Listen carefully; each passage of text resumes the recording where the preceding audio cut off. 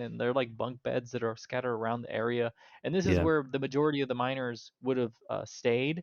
And you can tell that a lot of these items are like so old and decrepit.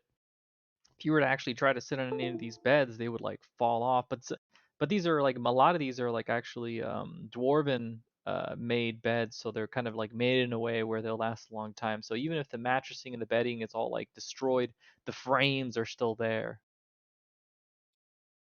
because dwarven technology. I made these Kefir? beds I too. was gonna say Kefir made these beds too. Tater, the Catherine's saying that she made the beds too. I don't know if you believe her or not. You're gonna have to. Roll deception. No, Catherine's gonna have to roll persuade. No, roll. Actually, what would you roll? What Deception. would you It'd be roll? deception. Deception. Roll deception. Actually, no. Catherine, do you believe that you created these beds? Absolutely not. Okay. Go for it. Roll for it. I want to see this. Don't think he's buying it.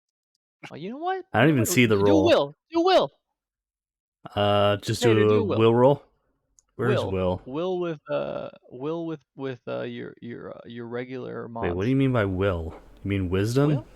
What my mouth's on? Apologies. Where's? Wisdom. Yes. Yeah, I was gonna say. Hold on. Like you confused me. Hmm. You don't think entirely, but you don't think that this is entirely true. But she did make the foundry. Maybe she did make these To bunks. be You're not sure. fair, I know she's lying about the foundry. To be fair, Oh, okay. I just like let her have it. Meth man believes it. Yeah, Madman believes it. I actually didn't believe shit. I just let it My go because it's like who God, cares? my God, Meth Man. Oh my God. Kozu doesn't give a Don't, shit. That just reminds him of someone at like a tavern bragging. It's like whatever. don't do meth kits. That's what happens. Alright, let's see. So right now, you guys have completely fully healed. I'm Yep. assuming that you guys decided to do a full day's heal. I think we just talked about it, and I think we just did a full day seal. Yeah. Okay, so because you did that, I have to do something real quick. Real quick, you know Yep. what I'm talking about? Real quick.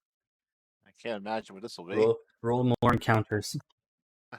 I'm not using my giant undead killing spell if it happens to be undead again.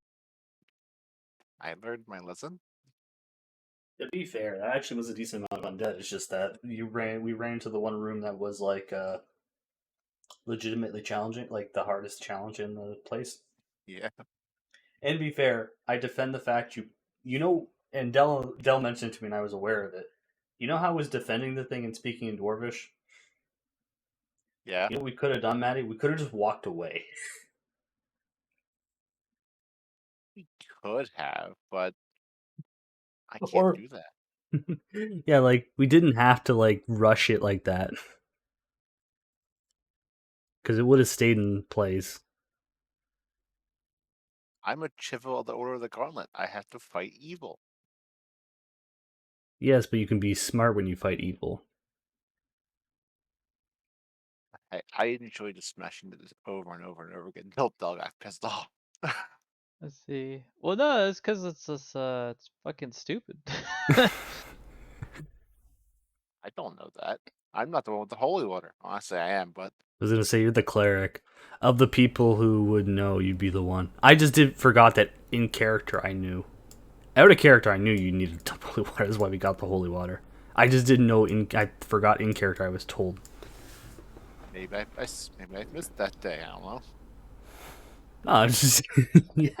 I'm going like you're the cleric. You should know this. So I'm just gonna let you figure it out. All right. It's up to you guys to do what you're going to do right now. Right now, you're in the bunk beds, and Gundren and Nundro are talking amongst themselves, talking about who's going to be looking at Naznar. Naznar is kind of like awake, but he's like very weakened still. Nundro and Gundro haven't fed him, and he's all like, he should be good for another few days. I He's look at not. Oh well. Kefra and say, okay, where are we going next? I guess we're going back towards the machine. Hold on. Mm. Because you moved your pog there, you're saying that you stepped out. I did And step as out. you stepped out, there was a lone bugbear that was standing in the corner. I'm going to roll real quickly this bugbear's stealth to see if you would have seen him. What's your passive perception? 14. 14. Okay.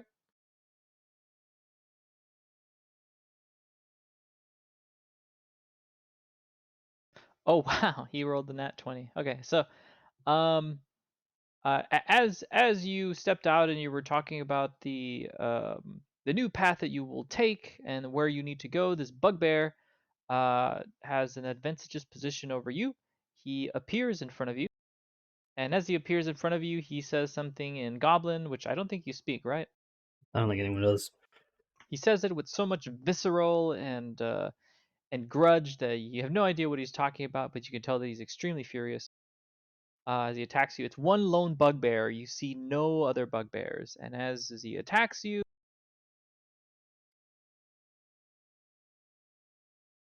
holy shit! I didn't expect this to happen. After it dies. Okay, so he has advantage on you. You currently have 18 AC, 19. 19 AC. Okay, you 19 have is your my baseline. 19 is your baseline. That's really fucking high, but whatever. If she has the shield up, I think.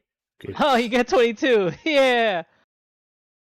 Okay, this is gonna be quite a bit of damage.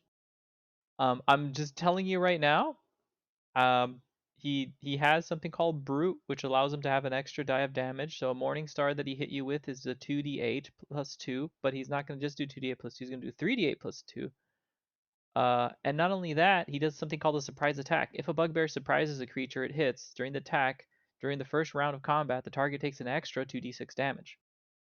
So you're Good going to be lord. taking 3d8. So the bugbear yells is top of his lungs and he smashes with all the fury that he's ever had. He does this with like anger in his voice and fury, and you assume that he's probably just one of the bugbears that was like wandering around, maybe one of the ones that you missed. So that's 3d 8, 3d8 plus 2. So that's going to be 3d8 plus 2 and then plus 2d6. 2d6, so that's going to be a total of 18 damage. So as the bugbear appears in front of you, he lifts up his morning star and strikes you square in the solar plexus, right in your gut. He swings his hard, so hard so that it leaves a dent in not only your shield where you tried to block it, but it leaves like terrible marks on your abdominal area as you kind of like it knocks the breath out of you as you stood there, just surprised that you were able to be hit so suddenly. Do I need to roll And perception for the yelling or no? Or no, no, can I hear? the door is open and you see the scuffle outside immediately. So Okay. all of you roll initiative. Ow. Oh, sorry. The turn order's not there yet. Uh, okay, it's up.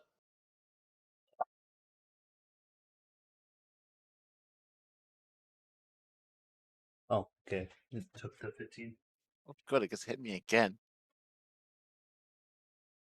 So, and this is crazy too, cause like I rolled, I was like, oh, bugbears, more of them. How many? And it's like one bugbear. All right, whatever. So it looks like the rogue is first, then it's the bugbear again, and then it's Kosef, and then it's Kathra. Uh, During this moment of this few fleeting few seconds, like the wind is knocked out of you, so you don't react immediately. However, the rogue is able to tell a good surprise attack and is able to hear one too. He's like, "Whoa, that was freaking sick," and he immediately reacts. Immediately knows. Uh, Immediately knows, and as he goes through, He he's like, has "Holy respect crap!" for the bugbear. He's like, "Wow, that was pretty fucking gnarly." He's like, "I mean, sorry about that, but this is sick." So he tries to go. He goes,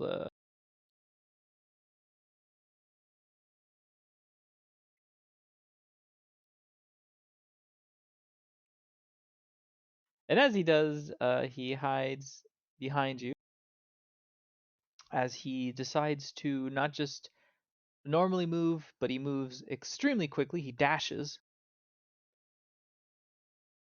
And he does. He stealths from the bugbear, and the bugbear is not able to see him. And he hides behind his armor, his hunk of armor that is in front of him. The Next is the dented hunk of bugbear, armor. and the bugbear decides that he says something in Goblin, and he's like, and he's starts pointing at his fallen comrades. His tears come out of his eyes, and he raises up his morning star. He rolls a nat one. God damn it! He rolled 2 rolls, and both of them were nat ones. How did he do that? The Did he fuck? double nat one? He lifts up his yeah, he rolled double nat ones. He lifts up his morning star, and I'm not gonna be a dick, because then I would have to be a dick to you guys. Normally I'd be something like he falls to the ground or something and he's prone, but I'm not gonna do that. But most DMs would do something to fuck with you guys. He decides that he's gonna lift up For a his double nat one or morning just a star. nat one? No, he did double nat ones. So like he lifted up his he lifted up his morning star to strike at the being that murdered his brethren, and he immediately gets like confused as suddenly he's like, what? He's like, what? He's confused at whether or not he should strike, but at the same time he's not sure. He just ends up just holding his mace and then kind of not doing anything, maybe like a small little brain fart or whatever. He just didn't expect to hit you. He did So not hard. expect his attack to go so well. Like he sees you kind of like wincing at the pain and like a little bit of spit coming out of your mouth from the drool of you almost vomiting, Kathra. And the bugbear is just surprised. He's like, that surprise attack was pretty fucking sweet.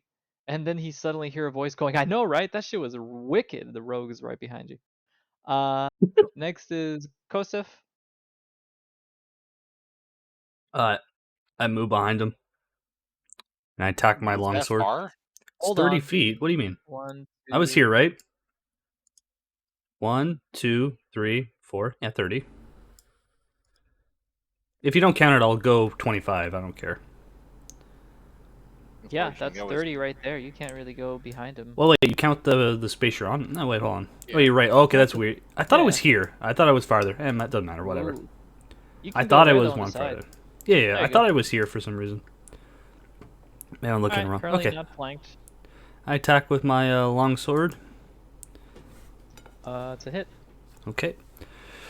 1d8 plus 4. That's 13.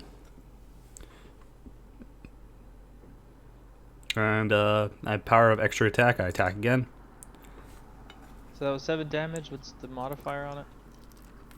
That's 7. So it's just 7? Oh no, sorry. Plus 4. I said 13. Alright, what's the next roll? I already did it. You rolled heavy crossbow.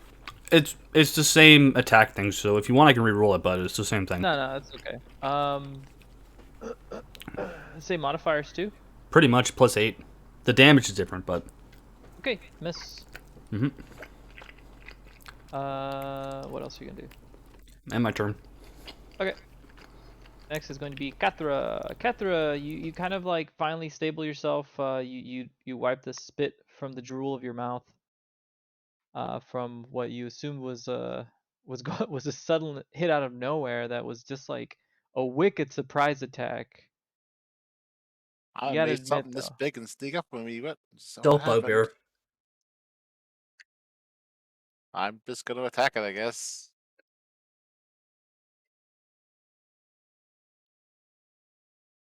What- Miss.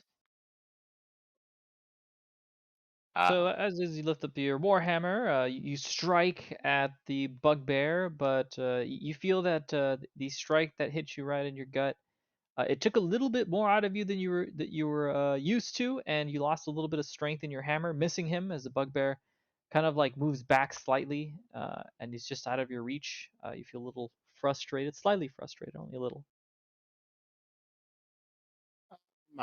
guess I'm not gonna do anything else for now. Okay, and next is the rogue. The rogue decides, you know what, I'm gonna try to help out a little bit as he goes through.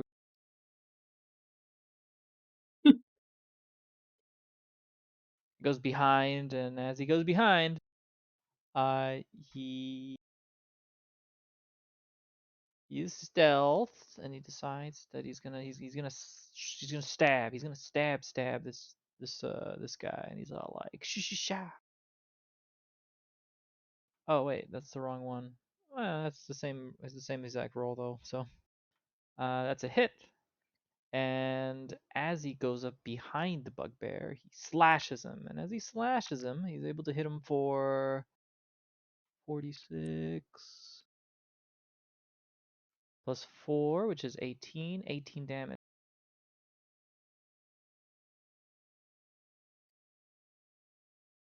And as he slashes at the back and the neck and the shoulders of the bugbear, he's unable to keep standing as he finally falls to the ground unconscious. And the rogue just he flips his dagger and he goes like, "Geez, this guy looks like he was out on a mission, huh?" That was a pretty sweet sneak attack though. Like I'll give him that. I can't say I was expecting that to happen, but here we are. I'm gonna just throw a cure wounds on myself. He lifts he grabs the rogue grabs the mace from the bugbear's hand, and he notices a crumpled up piece of paper or an item on the other hand. And it's like a drawing. It's a drawing, and you notice that this bugbear is female, and you see that this may have been the wife of the bugbear that you murdered. And I don't fucking know. I want to say, do bugbears actually have wives that go out and fight? They have mates. I know that, but I'm But saying you like, wouldn't know that because you keep murdering them before you figure it out. to be fair, they also attack us first usually. Is that how you describe it? You go into their territory, into their homes, and you say, "Oh my God, this home is infested." Hold on. This is Kepra's home. Kepra built this place. That's right. And as the rogue decides for safety measures, he goes up to the bugbears and coup de grace it. He stabs it right through the throat as he allows it to bleed out. And right now, this encounter is finished. Yep. Normally, I would keep keeping experience. However, this module was only made for level 5, so I'll just keep you guys at level 5. Fair enough. Okay. The rogue looks at you, Kethra, and says, "Maybe we should take a bit of a short rest, seeing as you got pretty hurt there. Yep. No, You I'm got hurt good. there, sport." See you next weekend. Alright. We can, but I don't think we would need one. Okay. You good? Yeah, we're good. Do you need a health potion? I asked No, Kepra. I'm What'd fine. you do? You used Cure of Touch Wounds on yourself. Make sure you're keeping track of the spells that I you're did. allowed to use. And now the rogue looks at Kathra saying, "Well, you've built this place. You should know where to go. Lead us! Lead us!" Yeah, it's been a long time. My memory's not that good. But I do know apparently should be some treasure around here somewhere that Skull was guarding. As I was going to say Uh, before we got attacked by a bugbear out of nowhere. Nundro has decided that his anger, his furiousness has like passed, and he's able to control himself for the betterment. He knows that a fate much worse awaits Neznar, and Gundren decides to follow with you guys. Here's the comments about Kathra. Kathra, you saying that you've built this place, and Gundren just shrugs his shoulders, shakes his head, and says, "All right, what?" He starts talking to you guys about what paths you could take. And he tells you that there is a large area to the south that hasn't been discovered. However, he suspects that the majority of the most valuable items were kept in the storage areas, which are to the east. I think we should go to the east then. I look at Kepra and say, "Well, you know where your treasure is, so let's go." I'm wearing my treasure. All right, so the rogue decides to go up ahead because he is like the rogue. He wants to like make sure that you guys don't die. So as the rogue goes Be forward fair, with he's a his rogue with torch, no dark vision, so he's really oh, he has a torch on him, so he's able to see a bit ahead. yeah. I position myself here. Wouldn't the torch make it a lot harder than the sneak around? Crossbow. Yes. It would a bit. So they would see the light. However, the monsters would be like, "What the hell?" They wouldn't know that he was there. And the rogue looks back at you, and he looks at you, Catherine, and he says, "Well, I mean, if you'd like to do it, you can. You can come over here and be careful not to smash everything as you come through in your heavy, clunky armor." Yeah, that's That's the that one. that's the problem with rogues not having dark vision. Sometimes they can get screwed on places like this. Actually, now that I think about it, since I'm a halfling, I don't know if I have dark vision or not. I don't believe you It do. should be on your character sheet, but I don't think you do. I think it depends on your sub race. This is a pre-made, so I didn't really do that. Let's see. Language, halfling. Halflings have a language? What? What? Funny enough, halflings are Oh. mostly lawful good.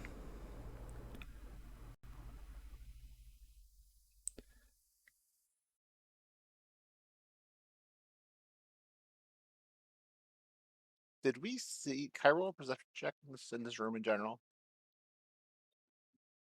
You We sure we did didn't miss before. anything? Did we? We did before, yeah. Okay. So do we know about this rock over here?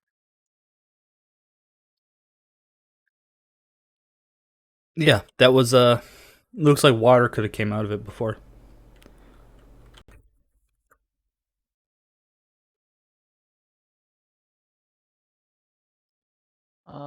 Dude. Oh, wait, what?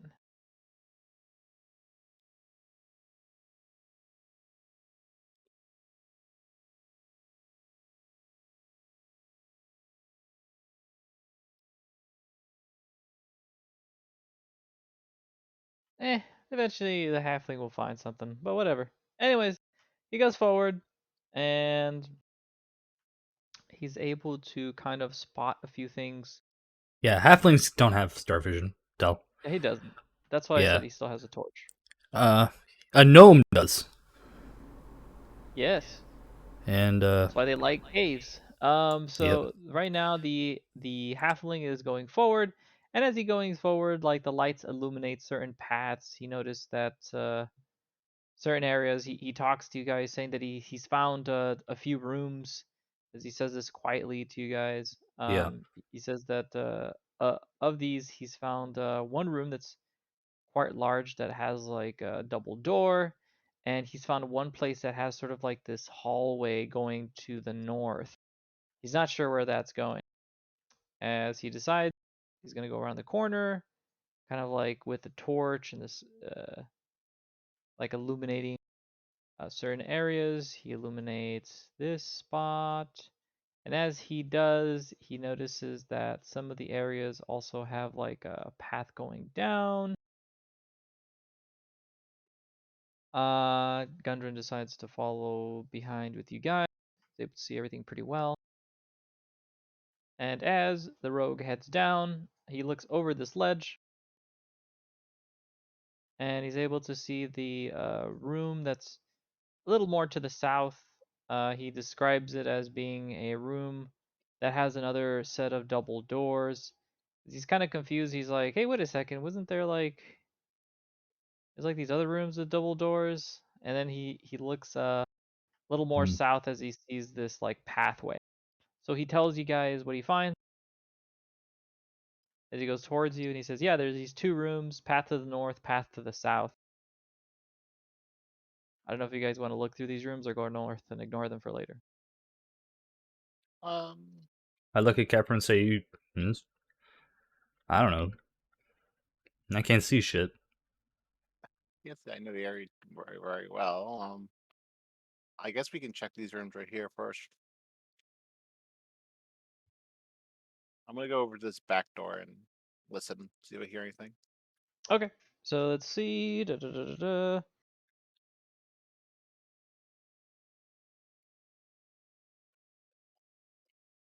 Okay, it was a first roll. Let me. Oh, that's actually quite a bit of text. Hold on for a bit.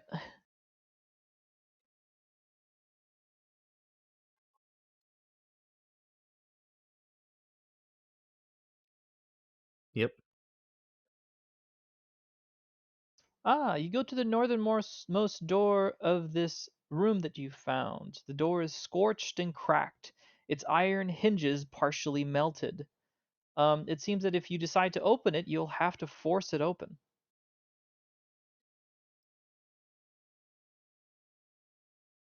The Uh, rogue goes to the spot where the double doors are. He notices that the doors are just as damaged, but the double doors are left slightly ajar.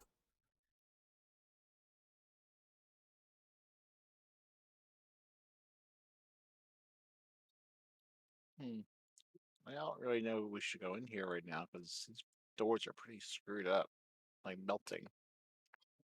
I look at I don't know what could have done that. the halfling and it's like, can you see anything through the double doors?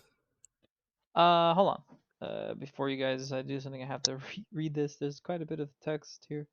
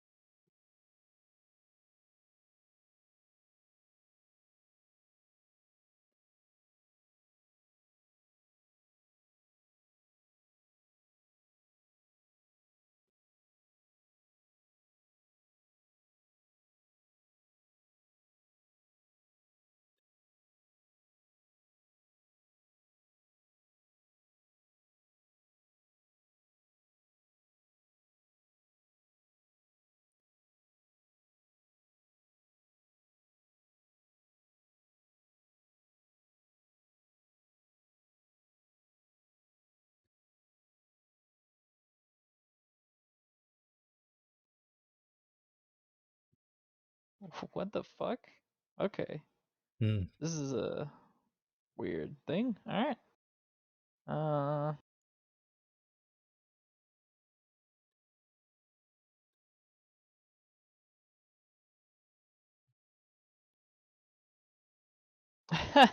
this is okay.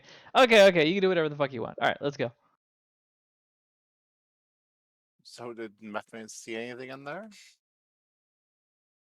Oh, you want me to look through the cracks? Yes. Well, you said the door was slightly ajar, so can you see anything from So this? the rogue goes up. He tries to look through the cracks. As he looks around, he notices a large empty room. It seems as if it's a workshop of sorts. Uh, this large workshop looks badly damaged. It looks like an ancient spell battle had taken place, which laid waste to Hmm. the mind, and the work tables taking up 2 corners of the rooms are scorched, and the plaster has been burned off the masonry walls. In the middle of the room, a stone pedestal holds a small brazier in which an eerie green flame dances and crackles.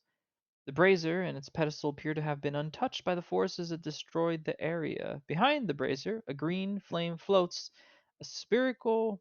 It looks like a few areas out on top of the table. He can't really tell because the room is pretty dark. He says you'll have to go inside. He's not sure, Hmm. but he's a rogue. Says he's up for it if you want him to go in. None I of like that him. sounds good. Well, I mean, the whole mine, the rogue reminds you, it used to be a battle. Yeah. Yeah. It's So I like, mean, this is going to Kefra, be a you lot should of know stuff. this. Yeah, you should know this. The rogue looks at you menacingly. I You left built this before the battle place. started. No, I left before the battle started. Ah, Oh, I see. The rogue taps his finger to his forehead. That's pretty smart. yeah. I think if we're gonna go into this room, I should probably force open this back door. Hmm. I don't know if it's connected or not, but I don't know. I'd look at Kefra and say, like, if you want, like, if you open the two main doors, I'll be able to shoot in there with my crossbow. If something Okay, goes we can bad. try that.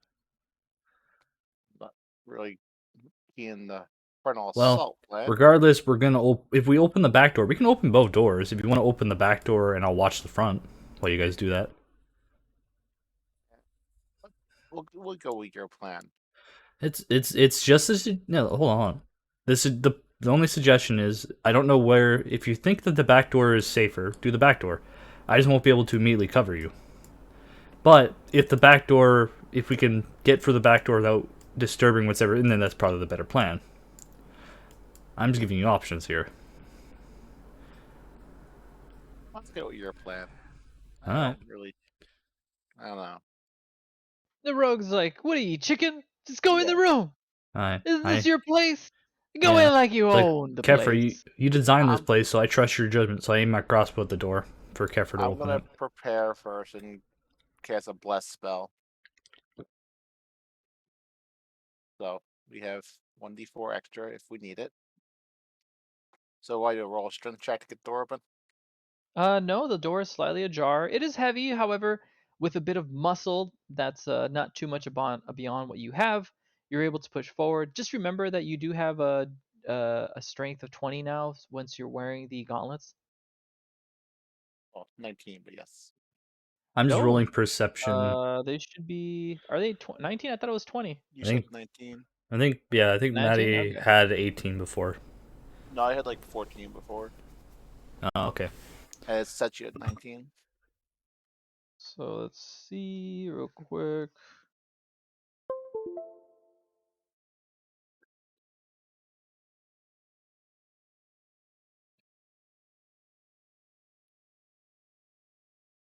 You should have the Gauntlets of gauntlets Ogre of ogre Power. power. Yeah, 19. Strength becomes 19. If your strength is already 19 or higher, the gauntlets have no effect on you. Okay. So with your new empowered strength you feel coming from the gauntlets, you're able to push open the door. However, you feel like even if you didn't have the gauntlets, just a bit of a stronger push when you were in your weaker form, you'd be able to push the doors open quite easily. As you look around, you notice the same things as said uh, by the um, by the rogue.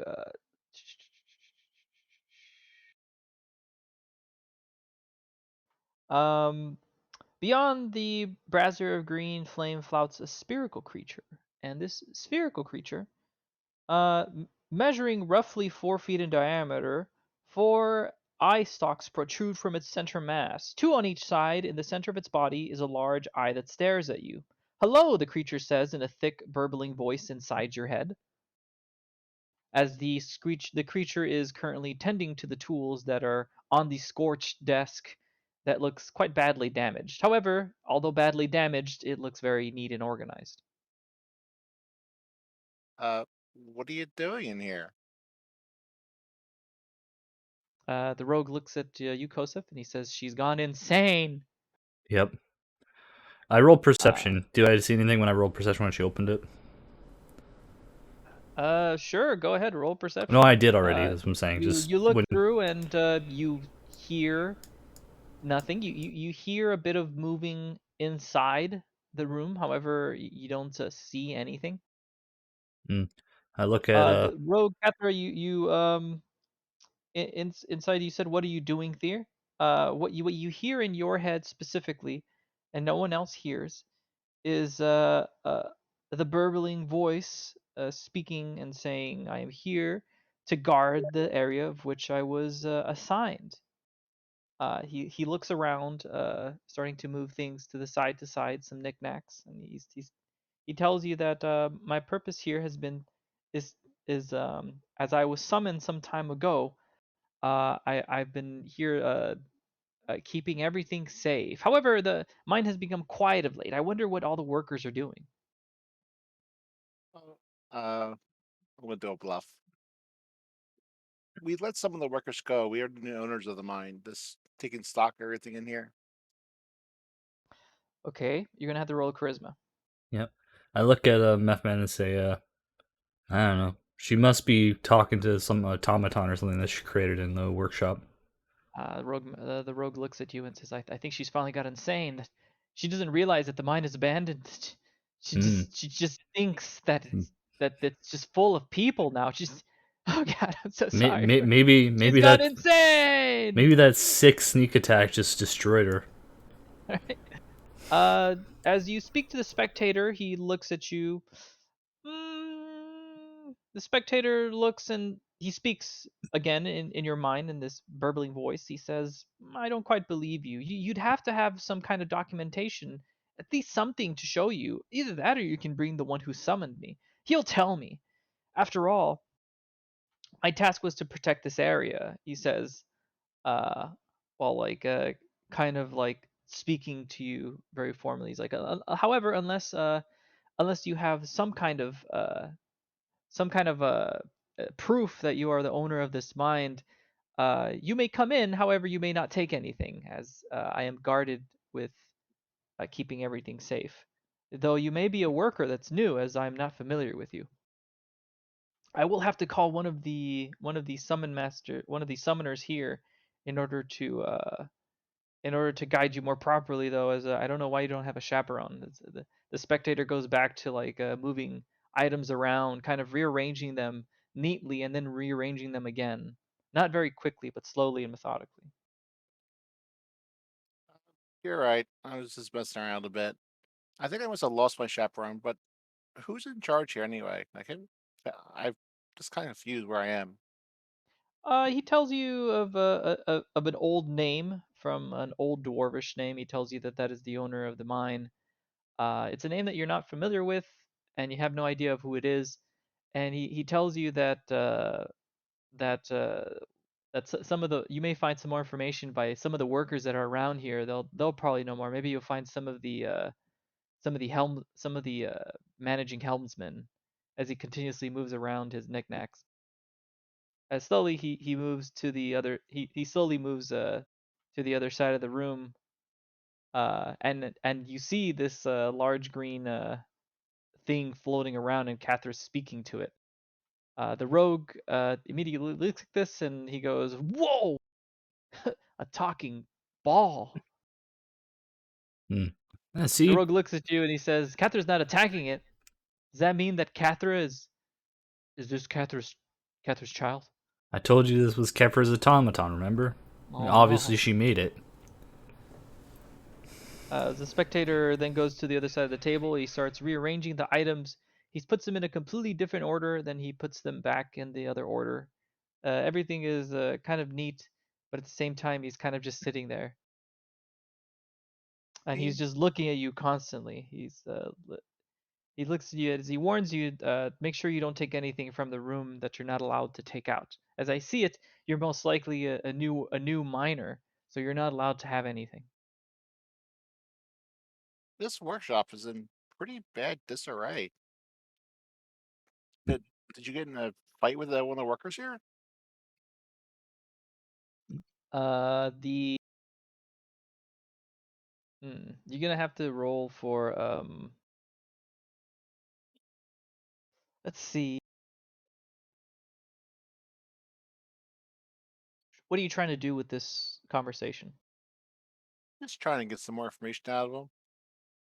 He looks at you and he tells you that there was no such thing that has occurred. The mine is currently working properly fine. It's just a bit dusty. As the spectator looks around and then continuously kind of has like several eyes on you, while his main eye is working on the table. I'm looking at Kefra to say, Kefra, what's it saying? I'm just gonna I'm just walking around the room, just not touching anything, just looking around. Okay. Just Again, the eyes that he has are looking at you. Two eyes are looking at you, Kathra, and two eyes are looking at the door of the two individuals. As the spectator looks at you, he sees that you have not entered the room, so he just only has the eyes looking at the door.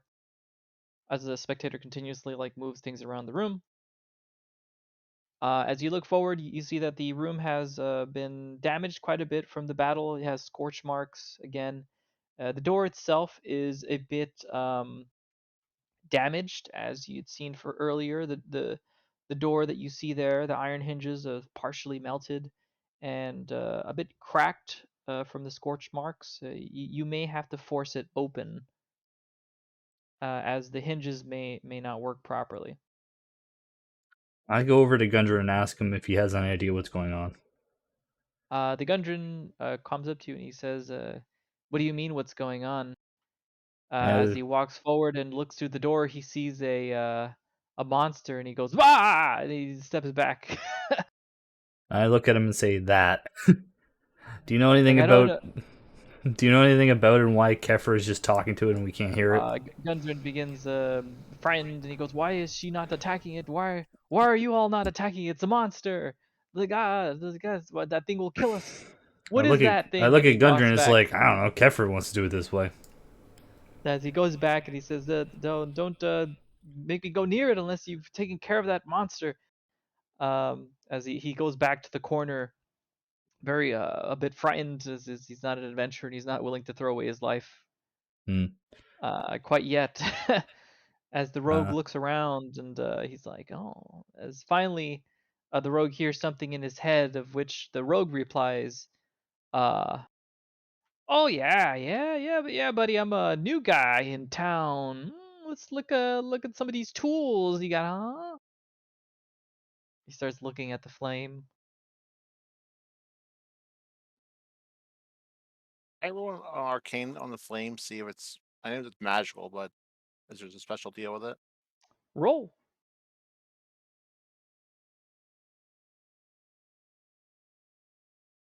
Why did you roll twice? Oh, I see. It's no, I Tater. rolled. Tater, you rolled. You notice that there is a strong eminence of magic coming from that green flame. However, you do not know if you can identify it. You do know that it seems to have like a bit of a presence, but you're just not sure what it does. Maddie, from talking to Gundren earlier during the long rest, he has spoken to you about several things, and the flame specifically, you know, from reading from the book, and Gundren also talking to you, that it seems to be the brazier of green flame.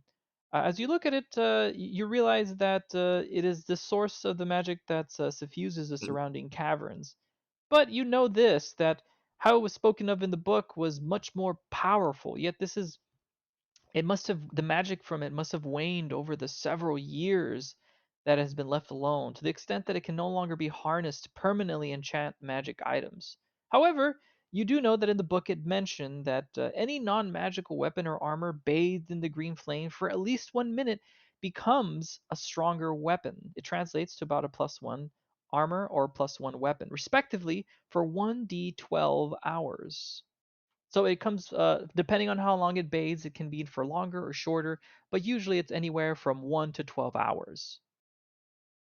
And it always, as you know that the enchantment has left or stayed, if it stayed, it's still glowing green a bit, and when it's gone, the green glow moves away. So it's like how long? Sorry, again, you said Del. About 1 to 12 hours. Okay, so it lasts for 1 12 hours. The enchantment. Yes, and it'll Uh, make the weapon or armor +1. hmm. Okay, well, sorry to bother. I'll let you keep to your work as I slowly move towards the door, grabbing Nathaniel on the way out so he doesn't touch anything. Nathaniel looks around and he goes, "Oh my God, there's so many things in here that I might take." As you walk away, you notice two items in the room. You notice one, which is a mace. This mace, which only you have noticed since you had a better look in the room, and unfortunately the rogue was only able to look at the flame as he's too dumb to look around too much other places. You saw a mace, and this mace was exactly the mace that you had seen in the book. You recognized it as being Lightbringer. As you also see in this other area that is against the wall, you notice that there is a armor that is against the wall, and you recognize it again as Dragon Guard. It's a breastplate that is quite strong and has a gold dragon motif onto its design. It was created for a human hero, as it read in the book, of Neverwinter, and the Neverwinter hero was named Turgon. You know that it grants the wearer advantage against anything that would be negative against it, but basically, it's a advantage on saving throws against the breath weapons of creatures that have the dragon type. Mm. So basically, it's a dragon guard. So if any dragon does something to you, then you have advantage on it. I look at Kefir and I say, well, you do know Gundren wants us to, you know, get rid of everything in here. Now hold on.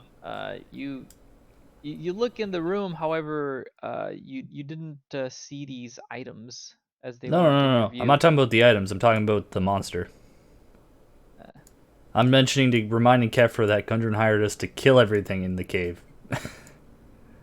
I'm well aware of that. So I are we thought gonna? it'd be a good idea to make a plan before we just rush in there when he Well, knows we're all here.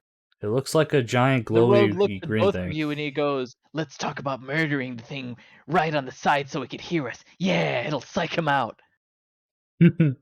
Well, I he look doesn't at have ears; he has eyes. I look at Kefir and say that's kind of I say Kefir, like, what's the plan then? Do we want to go back here, maybe? I start walking away. Yeah, it's You guys walking want over to here. know how this you guys want to know how this thing looks? To be fair, I haven't seen it. It just looks like a green thing to me.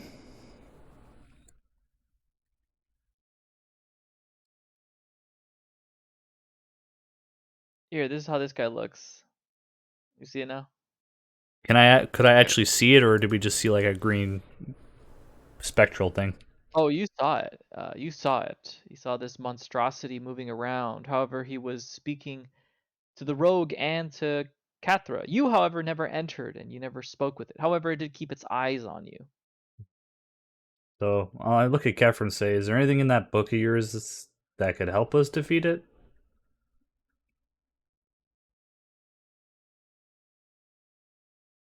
Uh, is there anything in the book, Gudrun? You have it now. I don't remember seeing anything about it. Gundren kind of freaked out. Is like, well, the book. Well, what would it possibly have on that monster? I Well, know it was summoned here. That's all I know. He says that the book mentions nothing of the monster there. It also mentions nothing of the. It mentions nothing of the monster. It mentions nothing of any ways how to kill it. He didn't even know that thing existed there. I look at Kefir and say, "Well, we can just go in there, talk to it, and then attack it all at once. Or if you want, you can Oh, try to convince it to leave." it it's a summoned demon. It's not going to go anywhere without its master's permission. Mm. And So we're that gonna have to person's kill it. probably long dead. What I'm thinking of is maybe you can try to get a shot at it as it walks around the room I was gonna say, through I the feel open like door. it's not hostile. We could all get a shot at it when it's flying around. You guys were talking to it, right? Like, you guys can't all approach it and we can all attack it at once? Yeah, we could try that. It seemed cordial enough, though it is definitely needs to be out of the way. I did Uh-uh. see some nice items in there. I kind of mentioned to it, it's like, if we, search some of the dead, maybe we can find some Was there anything that he told us that could be useful to, like, convince him to leave? Like, maybe his summoner dead body or something like that? He said he was summoned by the head of the mine. So if we So find maybe we can look around some more first before coming back here. yeah, like I'm okay with murder, but we could, if we want to solve this a little bit safer, we can do it that way. Let's check up to the north before we proceed any further. See where that goes. I looked at Gundren and Kefir. Did any of the zombies we killed look like mages? And the rogue looks at his fingers and he notices the platinum rings and he says, "Several." So, did they have anything on them, Nathaniel, when you were looting them? Besides platinum rings? He says bones as he takes out his pockets and shows you some nice bones. So, Kefir, whatever you want to do. I'm okay either way. Violence is violence. And we were hired to clear the mine, so. It's a demon, but it's a cordial demon, so I'm not a fan of attacking things unless we have to. Yeah, but our job is to clear out the mines, so. Yeah, and if we can do it peacefully, I'm a fan of peacefully clearing stuff out. It's not like it's hurting anyone. All right. This is taking too long. Fair enough, You fair guys enough. are talking to each other, and you decide to make your arguments while Kosef decides that we were told to clear the mine. As us, he's voting to fight the spectator, and he's saying that this is something which is fulfill our duties as we were requested by Gundren. As such, we're required to fight it. However, Kethra, you seem to think that the spectator is simply there. He poses no harm, and you wish not to currently fight it. You'll have to roll right now, raw d20s to see which one of you convinces the other for what steps you should take. So Okay, please roll a d20, and whoever rolls higher, those are the course of actions you go for. Maddie, okay, that's a 4. That's we're complete garbage. we're not doing Tater, persuasion. We're just doing d20s. Okay, we're just doing d20s, yeah. okay. 15. So Tater, you convince the group that the best method to deal with this situation is to fight the being that's there. You believe you have an advantage, and you advantage in that it will not attack you immediately.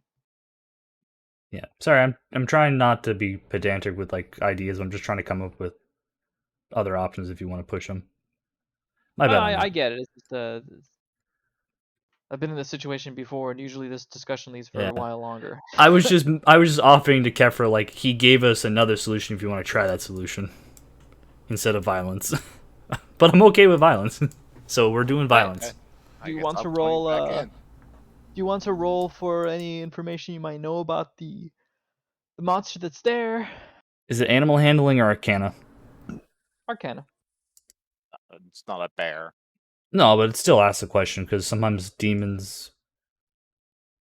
Someone's Okay, arcana, someone's not. Tater, you look at it and you recognize it being a monster that is perhaps summoned. However, you're not really sure with it. You're familiar with a much more ancient monster, which is known as Beholder. However, Beholder is much larger, vastly larger.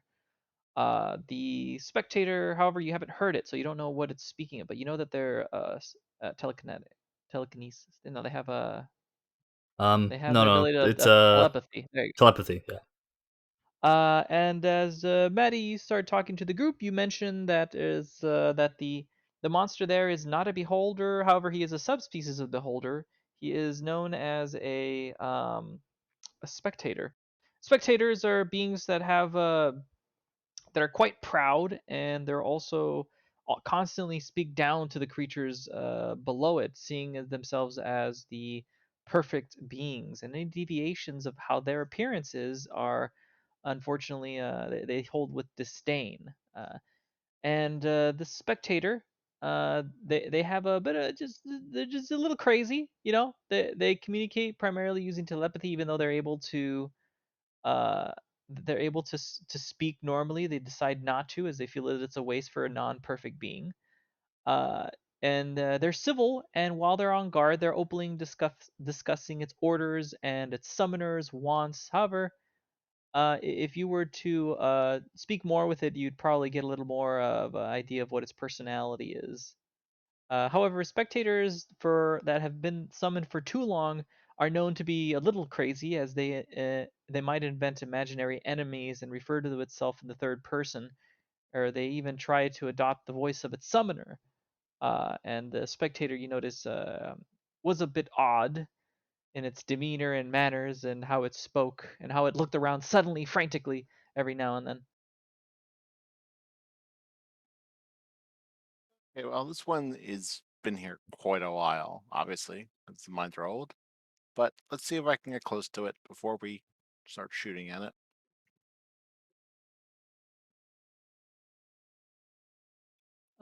Let's I see. look at Kefra and say, I have the magic wand. I can dump my magic missiles at him. That's your choice. So I take out my wand and get ready to attack. I just get one extra dart per charge, right, Del? I don't get like because it casts magic What's missiles. So the Yeah, wand it does it? has seven, I think, seven charges of I know, magic missile. but magic missile is 3 darts. So is it like 3 more darts every charge, or No, it's seven total magic missile charges. no? But I'm saying magic missile by itself is 3 darts. Yep. So you So use three You if get charge. 1 dart per charge extra. okay, so it's I could shoot multiple, but it's not. It's only 3 one time. Okay, I have an idea now. I prep magic missile then. It's a wand. You just tell it to cast magic missile. I cast magic missile. No. Magic It's missile. just how the charges work. Is like if I do use multiple charges, does it do multiple magic missiles? Which means it's each magic missile has 1 dart, so one magic missile is 3 darts. So if you use 2 charges, is it 6 darts or 4 darts? No, you use 4 darts. one charge per dart. So it's seven charges, meaning seven darts. Okay. That's what my So question was. it's basically seven darts, and you can do as many darts as you want, but it can only be as most seven and a minimum one. Okay, I get ready to fire 4 darts at it. Okay. Math man, want You're to come over here? currently not in vision of it, so you don't Yeah, see it. I'm just waiting for it Um, to show turn.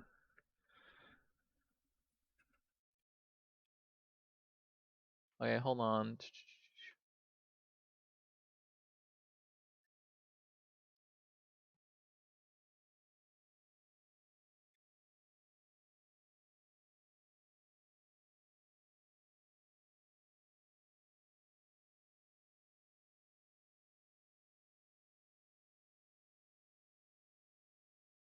Oh, really? What the fuck?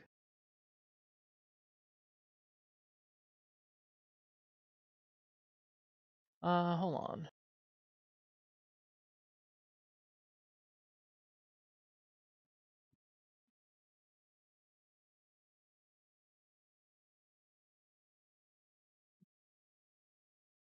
Ah.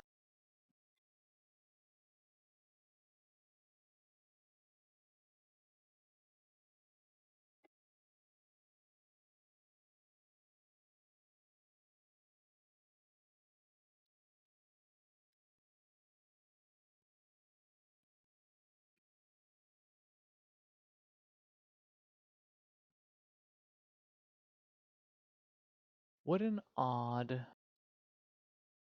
thing. Hold on.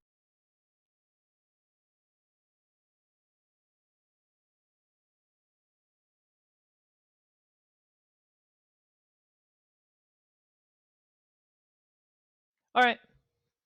Let me look at something else.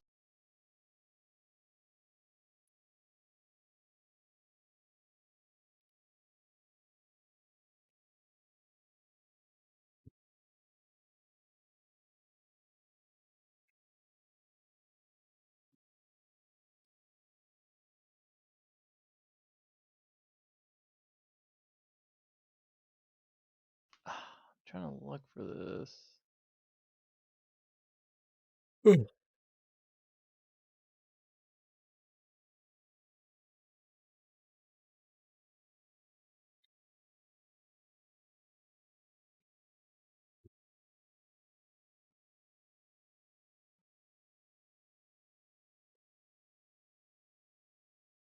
Oh, god damn it. Hold on, AFK. Yep.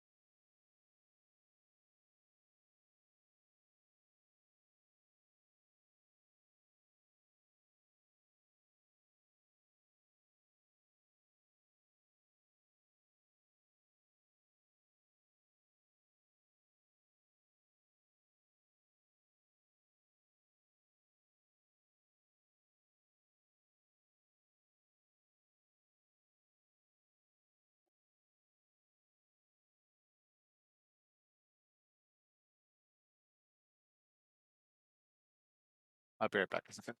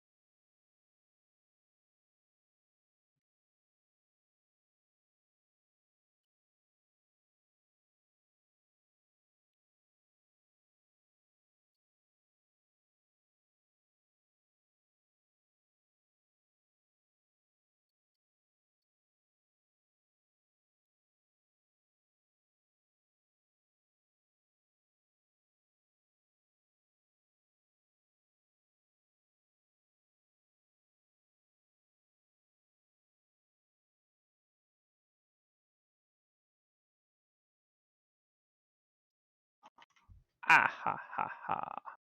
Okay, let's see. I'm back, and I think I Maddie was went looking up. AFK. Okay, I was looking up some stuff that I needed to figure out very quickly to make sure that this would play out appropriately.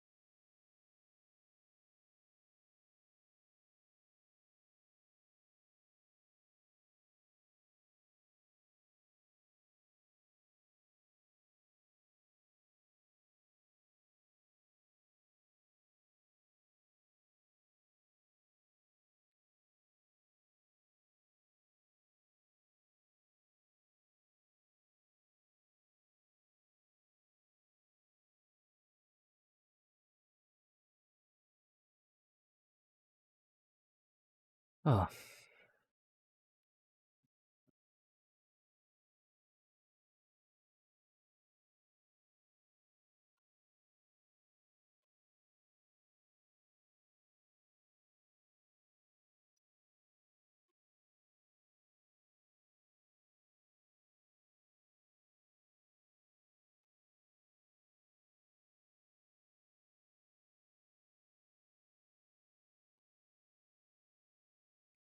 I don't know why too. I'm super tired.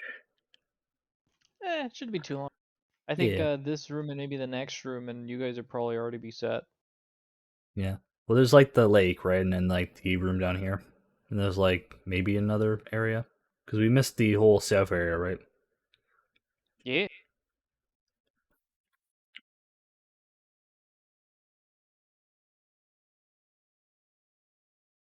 You know, there's another entrance to Wave-Echo Cave. I can see it. Was it Where? I thought it was on the map. Like I saw it. It's like in the north area, right? Mm, Am I looking at it wrong? it's in the north area, but what do you see as the entrance? Thinking the lake, right? I think we need a little bit of water at the top. We can see. Yes, absolutely. That area would be, but it's not a lake. Yeah. How could you get to there before? If you knew how? You had to basically roll very high for topography, look at a map and be like, it's very weird that there's a river going through here. Where is it going to? And then you would have just followed it. Yeah. All right. But you would have had to have actually had someone that's familiar with maps. All right, Medi. Uh, right now the spectator is floating around, and I'll say that he's currently floating around. He's right in the middle of the room, going to another side. He's right there. Okay. He's about 1, 2, 3, 4, so 20 feet away. Yeah, I want to walk. How far can I go?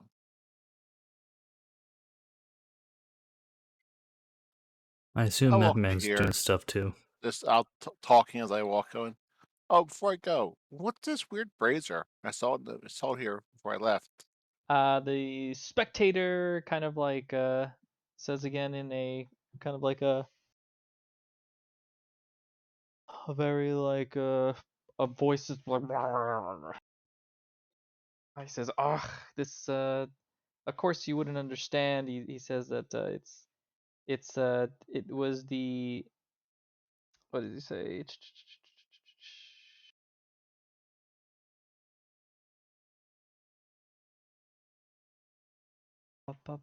Where is it?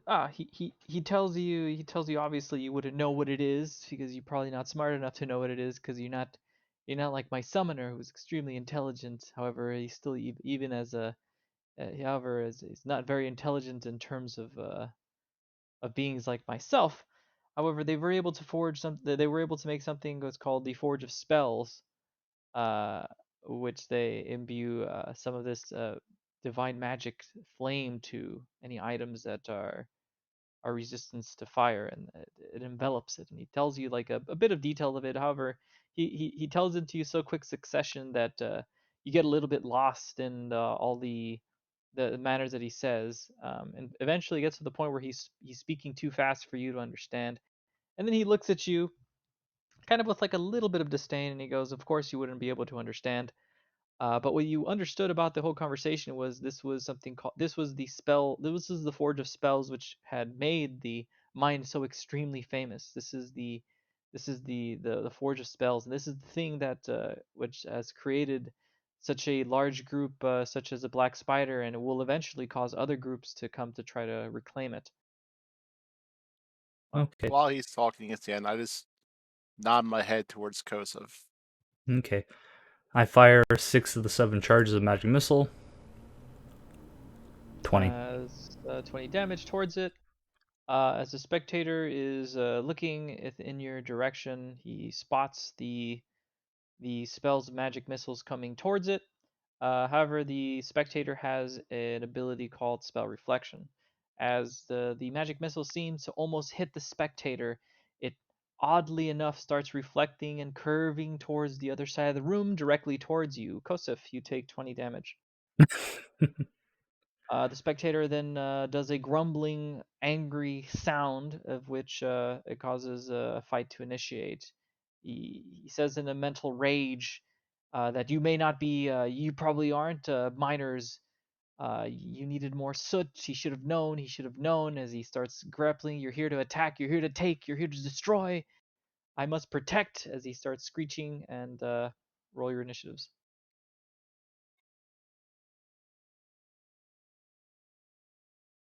Oof. Okay.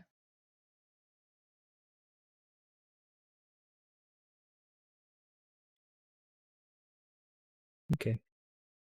Yeah, you probably didn't realize that. No, You probably didn't realize. I'm pretty. I knew that it had thing, but I also know I would have used magic missile in character. I didn't realize it was Did you passive. I shit? thought he had to cast it. I was hoping Arcane would tell me if it was passive, if he had passive or not. I didn't think it was passive ability. I thought he had to cast it. Let's see. But it is what it is. I also thought Kefra was going to attack as well.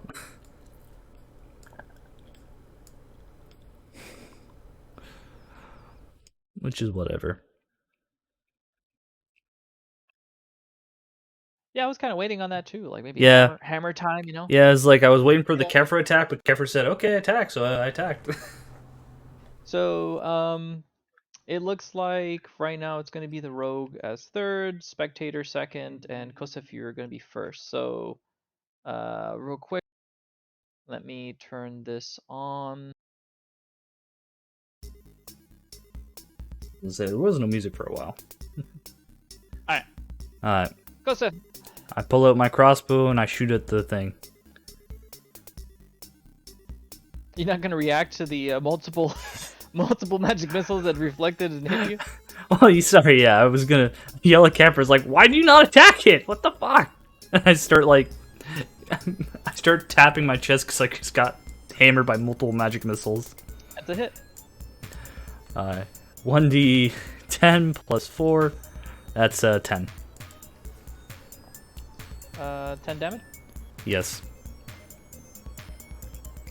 You shoot your bolt, and as you do, it strikes the fleshy green parts of the spectator. It gurgles in anger. It looks at you. Okay, because I have extra attack, I am able to use my power to slot in again and fire. Okay. Oh, sorry, ignore the second one. That was just, it lagged, so it didn't show. That was a hit. Yeah. Didn't matter, but yeah, it was just weird. It didn't register the first one initially. That is 9.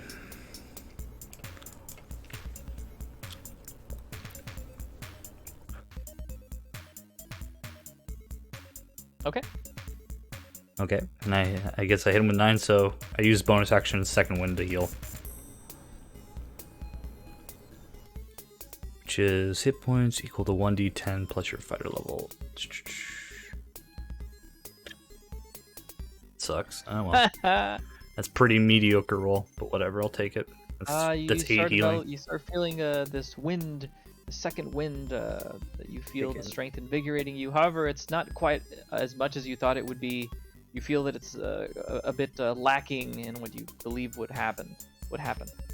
Are you done? Yeah, I am my turn. Next is the spectator. As the spectator looks around.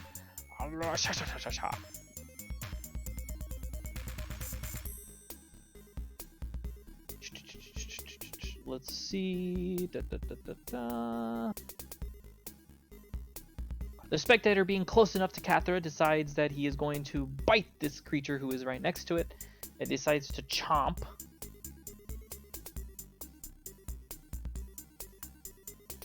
And he misses. As he does, he's not able to get a good grip. While during the bite, he also causes his eyeballs in order to focus on not only the being in front of it, but also the being who had struck it with the arrow. And what he does is he does a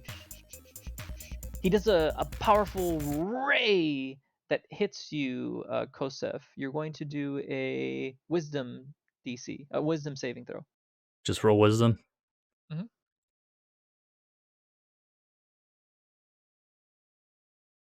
Well, I didn't roll the second one.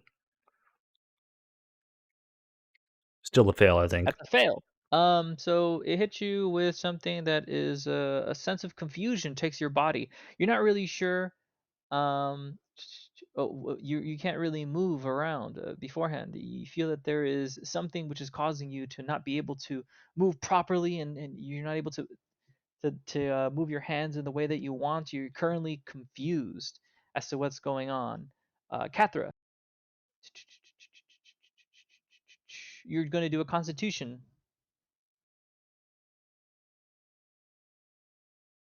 You succeed. Although you feel that your body is slightly paralyzing, it decides to fight through as you decide to continue on. Never get to run into stuff for dex saves. And as it does, it's a shame. You could have lived forever with this guy. You know he makes his own food. Apparently, he summons food from his original plane, and then that's how he sustains himself. So right now, the spectator has done this.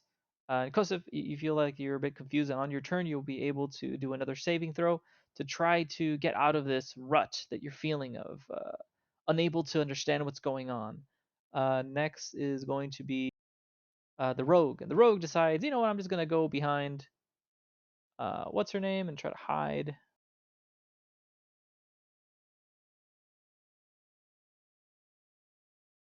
Oh, Incoming, okay. And incoming as he True does, Vision.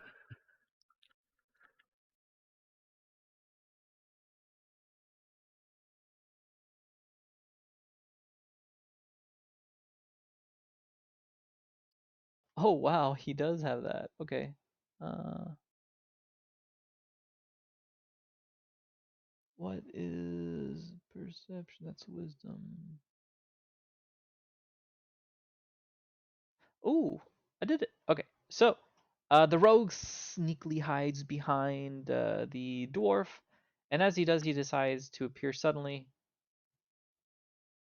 surprising the spectator, which didn't realize he was there, and striking him. And let's see if he hits. He does hit. And how much is he hit for? Oh yeah, Dell, did he do a saving throw for those magic missiles? Or did he just have it? So if it's something that targets him, he's able to reflect it, and if it's something that requires a saving throw, he's able to move it. Okay, to be fair, like it depends on the rule, because I know like some of them he has to like saving throw each spell and throw it back, or it's just Yes, passive. it does. I was reading it. However, it Yeah, specified specifically that he's able to move spells. But that's the thing, though. Magic Missile is a spell that just goes towards the monster, and this being has like an ability to straight up reflect. And the only yeah, way that he can reflect it is by looking at the spell and directing it towards something else. yeah. Like I said, it's like that's why I wasn't sure on it for this As he guy. strikes the spectator, you see the slashes and tire. The spectator seems like extremely tired. He looks very extremely hurt from the slashes of the rogue that are suddenly happened. And the rogue decides to hide behind.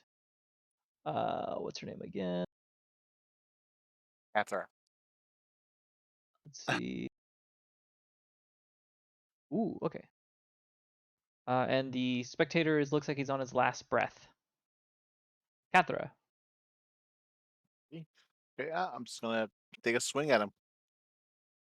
Okay. Bada bada. Hit.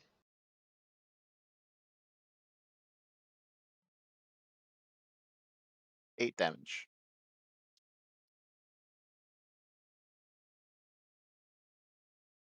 As you strike your hammer strikes the spectator, you see it fall down, and as it does, you hear a large screech as suddenly the room starts appearing, waves start appearing of the pure magical, uh, the pure magical, I guess, waves of that room. Like the magic starts emanating from the spectator as he becomes furious, as he looks at the three of you, saying that he'll destroy all of you.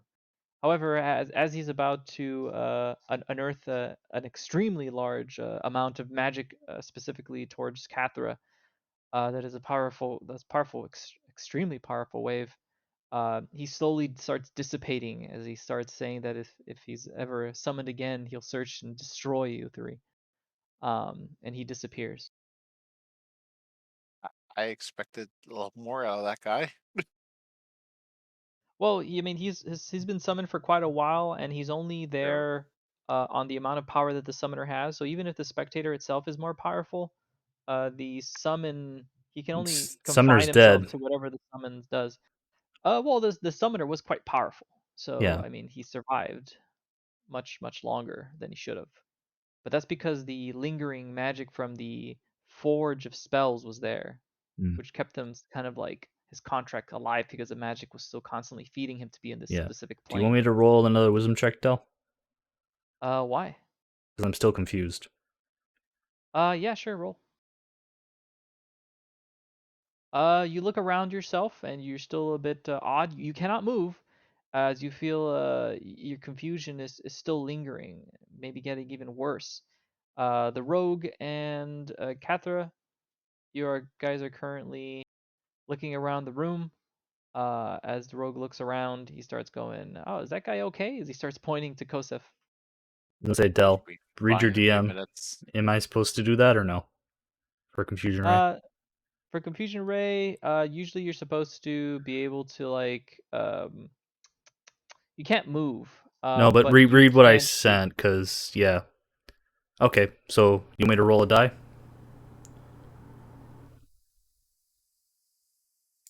Hold on. Technically, You know what? He's trying to shoot me, isn't he? no. It's how confusion ray works. Yeah, that's right. You would attack against a random creature. But however, it died before you could do Okay, it your falls off when it's dead. Okay, I just wanted it, to check. it it falls off with your dead. You kind of feel the confusion still lingering. However, any confusion that you have on your body is of your own design. Okay, fair enough. That's why I was just checking because I didn't want to. I wanted to make a You look at surprise for yourself and you Kefra. look at your hands and you go, "My God, I am still confused." As you raise your fist to the sky and you go, "I am confused." As the I rogue look, looks at you. I look at Kefra and say, "Why did you not attack it to start with?"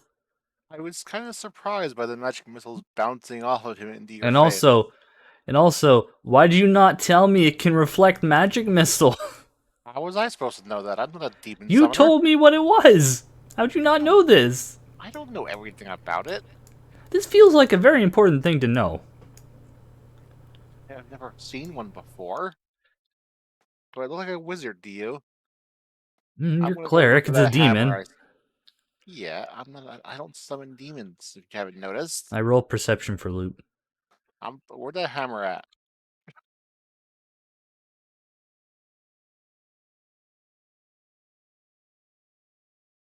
Ugh. So Tater, you look around the room and you're able to spot two items of which you had noted a little bit earlier but weren't sure. You see the Dragon Guard breastplate that you saw on the wall, and it has a golden dragon motif worked in its design. It was created for a human hero of Neverwinter named Tarragon, and you feel that perhaps this is something you may use if you're able to use breastplate. Next to the I don't even know if uh, I can.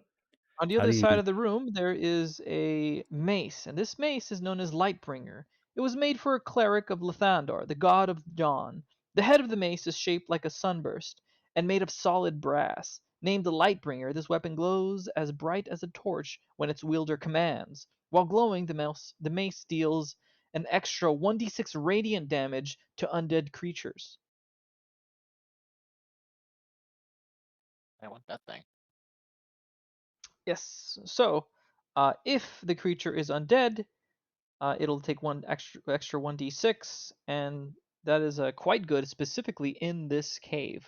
So, I mean, as a DM, I'd highly recommend it. Is it also +1 or no? It is a +1. The Dragon Okay, Guard breastplate is +1, and the Lightbringer is +1. so it's The rogue strictly kind of looks better. at it and starts looking at these items, and they're like, "Man, all these items look like they were made for dwarfs. Except, This is a rip." wasn't the dragon breastplate made for a human? It was made for a human. However, dwarves tend to be the size of a human. I mean, at least the Hmm. chest. It's a breastplate as well, so I don't know if you're able to use it. I don't know. It doesn't. I don't think you actually included in the fighter thing what my limits were for armor. It was it Yes, medium it or does. What the light? hell? I don't see it. I'm Or looking. proficiency, just say light, heavy, or medium. What kind of armor is it? Well, I'm looking. I don't proficiency bonus. I'm looking in the character sheet. I don't see anything for what Armor, armor I'm heavy on. armor, medium armor, and shield. Yeah, it's Breastplate's heavy Where? medium armor. Where armor. is that? No, breastplate's medium armor. Proficiency. Go to the Uh, bottom left of your character sheet. oh, okay. I missed it. Armor, heavy armor, medium armor, and Oh, shields. so I can wear it. Yes. So Okay. you can wear it. It's called Dragon Guard. Again, it grants its wearer advantage on saving throws against the breath weapons of creatures that have the dragon type. You do not know this. However, you know this. Your character does not. He just thinks it looks cool. It looks cool and it's something to beat the dragon with. It's like a I'll kill. dragon motif on it. Yeah. This looks like the perfect thing to kill a dragon with. I exclaim with hands on my hip. As you decide to wear I'm it, gonna it a is hammer. a breastplate. So let me look up the stats. Oops. I put it on and say, Kefra, how did it look? This is the armor you made, right? No, I made the machine. I'm not an armor smith. Ah. So did Gundren make the armor? Sure. Does Meth Man believe this? Meth Man's gonna start thinking he made the armor. It's actually an armor made out of dragon meth. Don't say that. What? He'll want it. He can't wear it. It's he's not big enough for the armor. Of course, my misclick roll rolled nat 20. Oh yeah, welcome to. As you put on the armor, for specifically to try to put it on, you notice that the armor is a bit loose, as it was meant for a wearer that was quite a bit larger than you. As you kind of feel like downtrodden about it, you notice that suddenly the armor decides to shape and mold itself. It starts moving in a way that it fits perfectly for your size. Fancy. So one thing about the armor is that it's the most basic form of magic armor. It's superb product of physical and magical craft. You have a +1 bonus to your armor class while wearing the armor. Okay. Of the suit, +1 armor 18. never rusts or deteriorates, and it magically resizes to its wearer. Okay, I added my AC then. Hey, mess man, come over here. Put your weapon inside this fire. Methman looks at you, but curiously. He's not sure what you want, but he grabs his dagger and he starts dousing it in the flame. And as he does, it starts to slowly change in color, starts to envelop the sword. After about 10 to 20 seconds, he notices that the sword is not getting much hotter. And he says it's a bit odd. It's going around, but he feels the flame, but it's not hot. And as he does, he keeps it there for about a minute. And as he does, the sword gains this little a green hue of this flame that goes around quietly around the blade. He says, "Oh, that's very nice. The blade feels much lighter." He says, "It feels much sharper, much stronger." However, when he touches it, he says it doesn't feel like it'll cut him. However, he feels like it'll go through anyone else he stabs. I hold up my crossbow and say, Kefra, I assume I shouldn't stick this in the fire. I The don't wood know what it does crossbow. to wood. So one of the notes that I put out is for the +1 armor. And this +1 armor is just it's just basically a suit of armor. Yep, It's very nice. perfect. Thank you, Del. I walk outside and call Gundren over. Hey, we found your forge. I use a potion of And healing. What's uh the thing for it Gundren again? walks towards inside and he does an exclamation and he says magnificent. He says that there's so many tools in here that he could use. And as he looks around, he says that it's extremely valuable. And he looks at the forge and he says, "My God, he didn't expect it to actually exist." He starts rambling on about how this was the forge which caused the war hundreds of years ago. This was the main forge. And he looks at the kind of like the short sword that was that the rogue is holding, and he goes up to the rogue and he just starts examining the sword. He says, "My God, it looks like the forge just infused itself with the blade. It looks like it's kind of going away, but it's amazing. The fact that this forge could like add strength to these weapons is amazing." And he starts going on and on how incredible this is. That this will be amazing for anyone. But however, he only says that he expects this to have been much stronger years past. And he starts looking around. Uh, and he says, "Oh, what could possibly be in the other room?" As he points to that door. Look at Kefra and say maybe you should open it, or Can I, have can I put my armor in the forge as well? You can absolutely. I'm gonna do that for a minute. Just know that it only lasts for this session. You'll have to do it again. That's fine. yeah. All right. Then As you you got to do, roll a you d12. put in your armor your armor on there. And I'm assuming that let's see real quick. That basically gives me +1 AC, right? Yeah, it gives you +1 to your AC. So as you do, Wonderful. the flame envelops your armor and shield, and as such you feel that it's a bit stronger. You get +1 total. Wonderful. Okay, let's go check out the door. Is this one all burned up too? That door, it has the same issue that you saw on the other side. It is a door that the hinges are slightly melted and scorched and cracked. You'll have to force it open with strength. Yep, I'll try to force it open.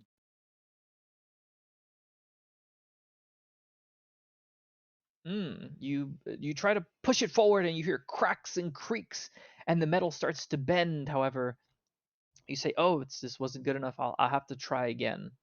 Meth Man comes with you and says, "I'll see if I can help out a little bit. I guess not all of us have ogre strength, but at least I can help. The next time you try to push, you'll have advantage." Let's try again. Both you and Methman decide to work together. However, you feel like that you just had better footing now, and you would have been able to move it, even if he had not helped you out. As you open the door and crack it open, you look inside. Inside of this room, it looks like the northern room of the area you were in. Whoops. No, Perpetual darkness and you were eaten by a Gru. All right. As you look around the area, you notice that this is a small separate workspace. It looks like where items were being prepared for enchantment and were polished, lacquered, and otherwise finished. But unfortunately, like the main workshop, it has been almost completely destroyed. Hmm. So there is almost completely nothing of nothing of value. interest. Disappointing. Should we go? Should we Disappointing. go north to the north, or should we go explore that room that we saw to the south? I think we should go north first. Okay. As the rogue decides to go through the room and he pushes through the door, having a bit more struggle than you had, Catherine, he finally pushes through this area. And as he goes north, he takes out the torch and starts kind of like showing these areas. And as he does, he kind of starts telling you about how the area in front of you. He says he looks like there's like a bunch of water down here. As you go down the stairs with his torch, it kind of lights up the area, and it appears to be just a room that is filled with water. And as it's described, uh, as noted by the name of the cave, which is Wave Echo Cave, its name can be traced to the water-filled cavern. A narrow ledge overlooks a large cavern that houses a surging, seething body of water. The rhythmic booming heard throughout the mines is louder here. At regular intervals, a fresh surge of water funnels into this chamber and slams against a wall just below the ledge. The echo suggests that this cave might be one arm of a much larger cavern to the northeast. The ledge that hugs the south wall is 15 feet above water level. However, when water surges into the cave every 2 minutes, it rises to the level by 10 feet. After a minute, the water level returns to its normal depth of 20 feet. Hmm. I look Yeah, at. go up to the edge and look into the water. I roll a perception for understanding what's going on with the waves and about the It's water literally wheel from just before. it's tides that are moving in and out. Yeah. Um, it is more so with just it's called Wave Echo Cave because this is just how the water is Oh treating it. no, like I Um, remember there was like an opening here that looked like water wheel. I'm trying to see if my character figures out like, well, why can the water not reach that area now? let's see. Da. Because I can see like the area where like there's It's like a you look at the path. area and you notice that the over the years, though, over the years, the dams have been created, farms have been made, leaching water. When previously the water may have reached a higher level, unfortunately, just now the water just does not have the strength in order to go up. It seems that the water has receded over the last hundreds of years. You notice that there are certain oh, water residue and damage that has been caused in the rocks, and you notice that hey, you can clearly see that the water line has dropped from several hundreds of years that have passed. Global warming, you say under your breath. I don't fucking know. So I look at Kefir and say, looks like we're not going to be able to use that water wheel. Gundren, he starts looking forward and he starts like, "Oh my God, this is incredible! These are the waves from the Wave Echo Cave." He takes out a journal and starts jotting down notes. He says that the water may still be able to be used since the reservoir is here, but however, it must be used differently. Yep. He starts mumbling to himself how like things can be fixed and things must be changed and things like that. I assume I see nothing in the water. I mentioned to You look Gundren. through the water and you don't find anything, but you do notice that it is like quite magnificent as the beating of the waves hit the walls, and this is where it's the loudest. As such, you kind of like get a sense of grandness for this area that is quite large. This is only a small part of the cave. I mentioned to Gundren that there was a lake to the west you might be able to use. I don't know how It is deep it there. is, but that is an option too. The Gudrun says, "It's an interesting idea. I'll put it in my notes," as you see him like scribble something down as he starts walking away. Yeah. Well, it doesn't Well, lead anything else up this way.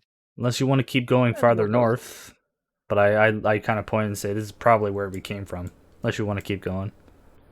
Nah, I think it's far enough. I turn around. To the south. And then suddenly Gandalf the Grey and Gandalf the White and Gandalf let's the see, Black. Gandalf the Black. Or hope we don't run into Uh, a Balrog. as you guys are walking down, Gundren is following in the back, mumbling of the various things that he could possibly do with the when this once this area is cleared. He says that he could make a fortune just by working these areas in these mines. I just look to Gundren and say you might want to hire more guards just because creatures have been slipping by us, so I don't know if there's another exit that they're getting from. So He I'd be starts telling you that as soon as he's able to get proper workers in this mine, he'll be able to hire an entire army for what this mine will produce. hmm. Let him And say that's a good you guys point. start walking south, and Kethra, I'm assuming you're gonna go ahead to the southern room uh, where the rogue was talking to you about it. Yes. So the rogue with his torch heads down, and as he does, he heads to the area next to the room, and he looks a bit further south. And as he does, he notices that there is this kind of like green substance thing that he sees. He's not sure. But let's see, where's that? Here we go. You notice that the structural damage and the skeletal remains in the area are evidence of the destructive spell battle fought here centuries ago when the orcs and the mercenary wizards stormed the mines. As you look around, you see glittering. Actually, could you guys do perception? Of course. If you want, All do right, disadvantage you to know, me because it's use a dark. There's a torch with the rogue, and as you look Yeah. around, glittering minerals in the ceilings of this large cavern catch the light and send it back to create the impression of a starry night sky. Dozens of skeletons, many crushed under fallen debris, are scattered across the floor.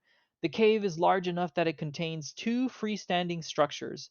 Each of these stone buildings is proportioned for human use, as opposed to the dwarf-sized doorways and furnishings you see elsewhere in the mines. Both Hmm. structures have battered and blackened masonry walls, their double doors cracked and scorched. The cavern is divided by an escarpment into which a flight of stairs has been cut. Passages lead out of this area to the north, south, and west. Hmm. Well, we should probably go down there at some point, but let's check out this room first. As you look around, you see that the minerals in the ceilings are pretty, but they are neither magical nor valuable. Uh, and as you do, Kathra and Kosef, you notice that there is a still magical aura. It's very strong. That is approaching from the north. You say that must be from the forge that you saw earlier, the forge of spells, which still emanates magical powers. Hmm. Well, Uh, I'm glad I as didn't dump holy water in that forge like I was going to. Right, Kathra, as you go up to the doors, you see the doors leading to the area where this room is. They're cracked and their iron hinges are partially melted as well. You believe that wrenching or smashing open the door will require a bit of strength. I go to Kefra and say, if you open it, I'll have my crossbow ready in case something comes flying out. Okay, I'm gonna check the door. See, try to open it. Incoming stealth bugbear again. 17. You're able to, with your hands and mace, slam against the doors. As it does, it swings open with a powerful a swooshing sound as the door kind of like falls down and the other door falls apart. You're able to go through with ease. As you look in the room, you notice that it is a room with 2 beds. Uh,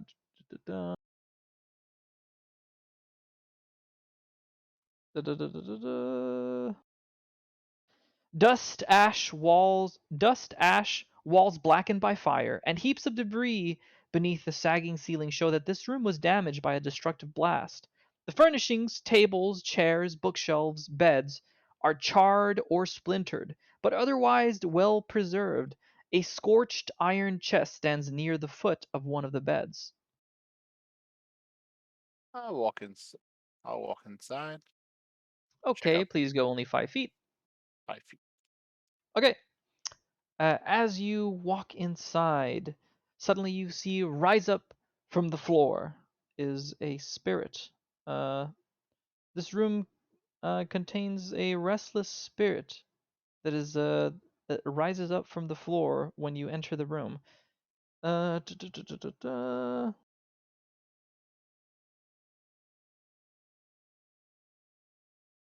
Hold on, let me look at this.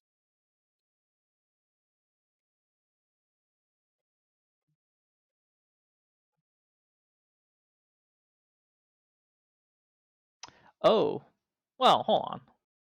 I need to I need to grab something if this goes south. 2 characters. Wish.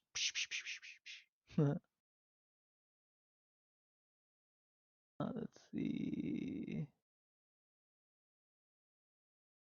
Do I need to do anything to turn on my mace, or just automatically does the 1d6? No. If it's an undead, it'll do the damage automatically without you wanting to.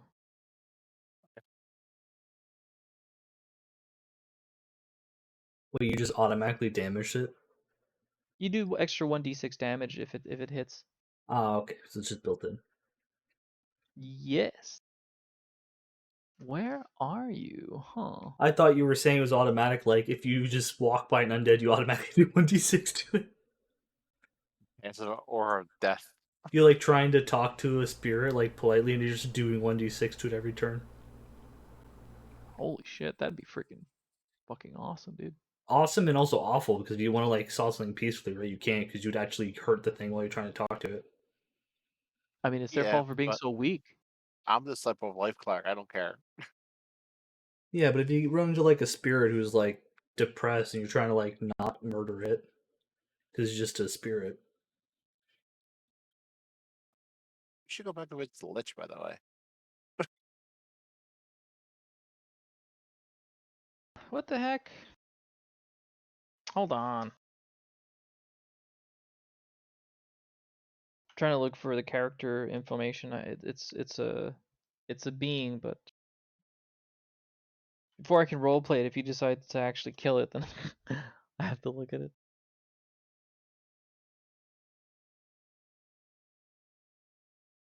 Do we have like this and then like the self room left out basically? What's up? Do we have like this and then the self room left basically? You have a bit more, not too much more, but you have a bit more. Okay, I just didn't know when you wanted to call it, so that's why I was asking. Unities, grapple power. Okay.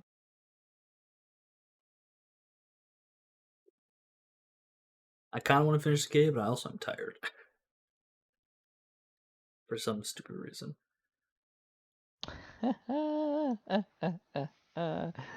Really? Holy shit. Is it just like already hostile? What the fuck? Bro, you're gonna die. Okay. The being which is there looks at you, and Kathra, before you react, he says, "Your presence is offensive. To me, your life is forfeit. My treasures are mine alone, not yours to plunder," as he yells, and he looks at you, waiting for you to react. I react by charging forward and try to hit it. Okay. Where is it? Hold on for just a bit.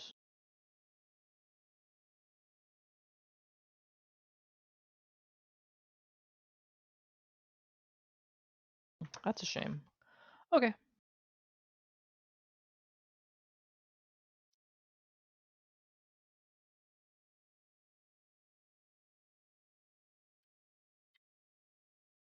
Oh, is this There is we this Lightbringer able to be used as two hands as well, or no? go. It's a one-handed. Okay, my last Warhammer I could use one or two hands. I wasn't sure.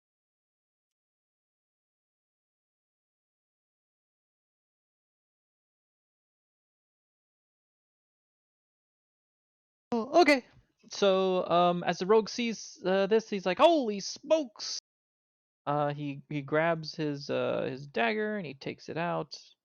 And he moves forward a little bit during this time. Kosa, if you can move just a little bit, because again, Catherine was moving just a little bit. You move like 5 or 6 feet. Okay. I'll say that I was behind you, so I'll move like five Oh, feet over sorry, here. that was just weird glitch there. Yeah, you Okay. move like 5 feet forward or back. Okay. So you're using me as a shield. I've taught you well. Well, no, to be fair, I was trying to get vision, and you kind of blocked my vision. I have vision here. I guess it won't move. So for right now, the two doors are down, and you decide, Catherine, you decide to go and hit it. As it Yes. stands there, it'll wait for you to strike it. So go up and strike it. Do I get to shoot because I was prepping my crossbow or no? I mean, Hard to yeah, you tell. can shoot. Yeah, you can shoot. Okay. Well, Kefra attacks first because she's blocking my shot, so actually I can't. Never mind. I'll make an argument I can't shoot because she was in the way. Real quickly. Da, da, da, da. Understood. So Kefra didn't even talk to it; just attacked it. It threatened me. I didn't hear the friend things. I So, distracted. did you Lightbringer one-handed and you striked 18? That's a hit. And if I remember correctly, Lightbringer is right I assume D8. here. Where's the Lightbringer? Undead creatures. Yeah, just a 1d6. Okay. Roll for your main damage. As you do, you lift up your mace and you strike at the wraith. However, your mace passes completely through it, as it is a being that is not ethereal. However, you notice that um, a slight gash appears on the wraith, and it was caused probably by the enchantment of your weapon. The wraith takes 1 damage. Guys, I don't think I can hit this thing. The wraith, is furious as he starts moving around, and as he does, he starts your Well, technically, you're still shooting, right? Right, Kosef? Nah, I couldn't shoot because she went to attack it right away. I wasn't expecting her to attack. Hey, you could prep. You said you were prepping for it, right? Go I ahead. was prepping for like combat, but she's. I can shoot. I don't know. I Alright, shoot. didn't know if you want to make the argument that I. Let's just say that you were readying to shoot in case anything was occurring, and you Yeah. saw your chance, and you can shoot once. Okay. That's a hit. 1d10.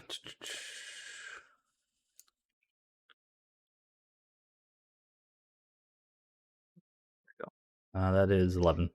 You shoot your bow. As it begins going towards the area of the wraith, it passes through the body completely, causing no damage. Figured. Next is going to be turn order. This is going to be a very painful fight. Just letting you guys know this. That's what I figured. Next is going to be, please roll for. There you go.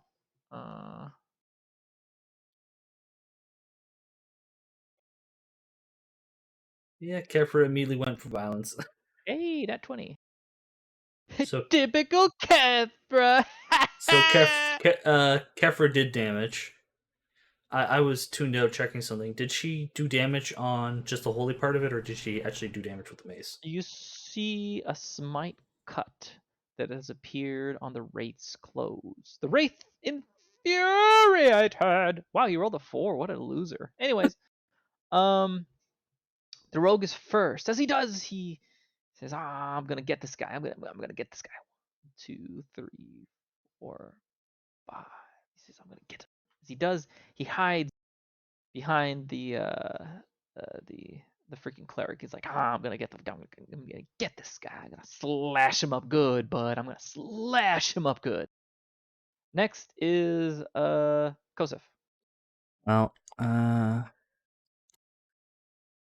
if I do that, do you see that arrow? Would that count as 30 feet or no?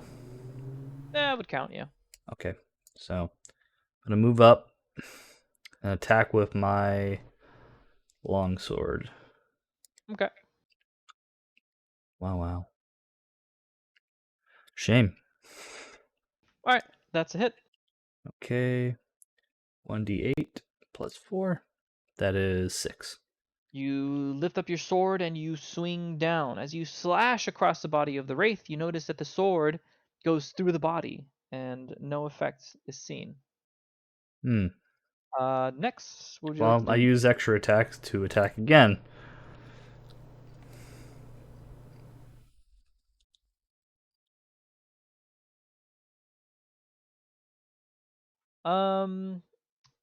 As actually, where the fuck is Hang? Nah, never mind. As you swing, and that's a hit. As you swing again to slash at the wraith, you slash across its body. However, the sword seems to go through the wraith. Again. Unable to, you feel no material as you swing through, only air. It's slightly thick. I yell at Kefra and say, "This is not working.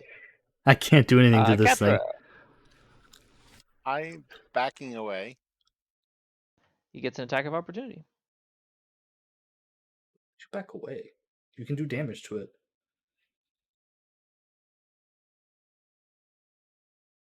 So the attack of opportunity, the wraith decides to do an action.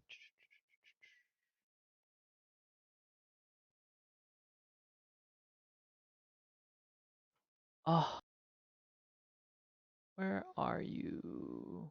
Where are you?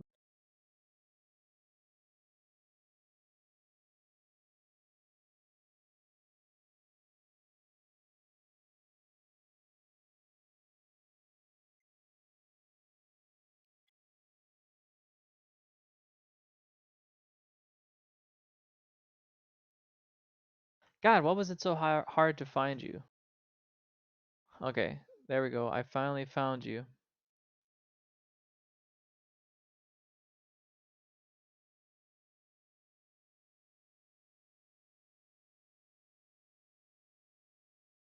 As finally the wraith looks at you as you start backing away, Kathra. The wraith, you feel that it slashes its weapon at you, and as it does,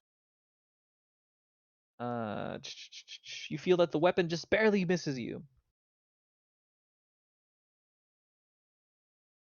and like the weapon doesn't touch you as you step away. Luckily.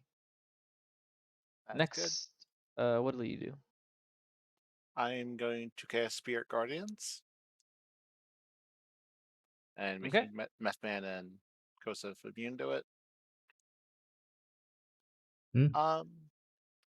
What does that do? It gives us +1 or something like that? I forgot. No, it's if they start their turn in 15 yards of me, they take 3d8 radiant damage. Radiant Wait, damage. I take damage? No, not you. You're immune. I'm making you immune to it.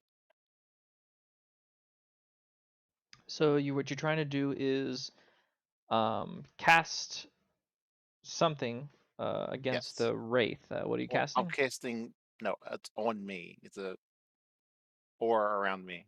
Oh, okay. So you're casting an aura around yourself. Okay. Yeah, so anyone I don't specify that's immune to it takes 3d6 damage. Okay. I'm assuming that's on every your turn, At the start of their turn, start of their turn. Okay. or if they move into it. And it's within 15 feet of yourself. Yes. Okay. Can I give Kosip a weapon? You can. It would be your action. He would have to use Okay, his then. bonus action in order to equip it. Okay, well I can't do it now. I recast that. Then that's all for now. Okay. As you move back, you cast, and it seems that this light starts appearing around you. What's it called again? Spirit Guardians. Spirit Guardians. This light starts appearing in front of you, which surrounds you. The foot around you includes the area where the wraith is, and that's it. And you're done.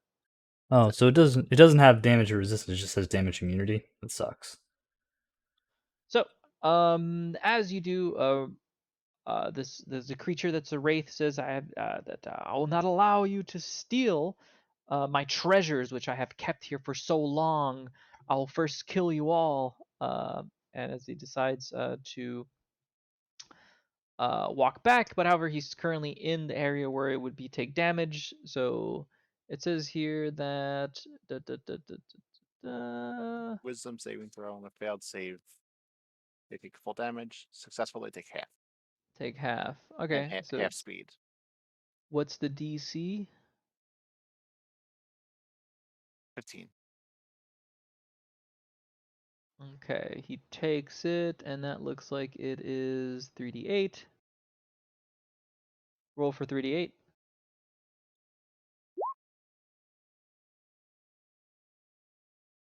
10 damage.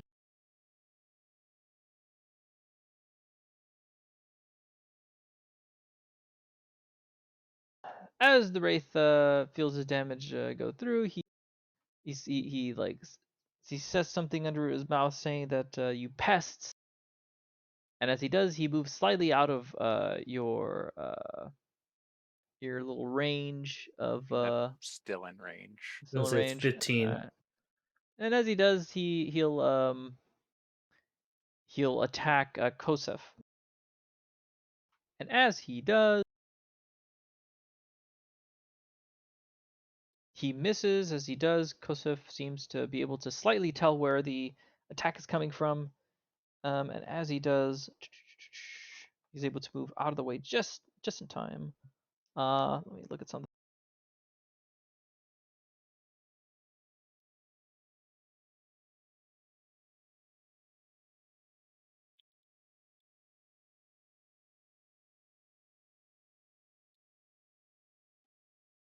Okay. Next is actually.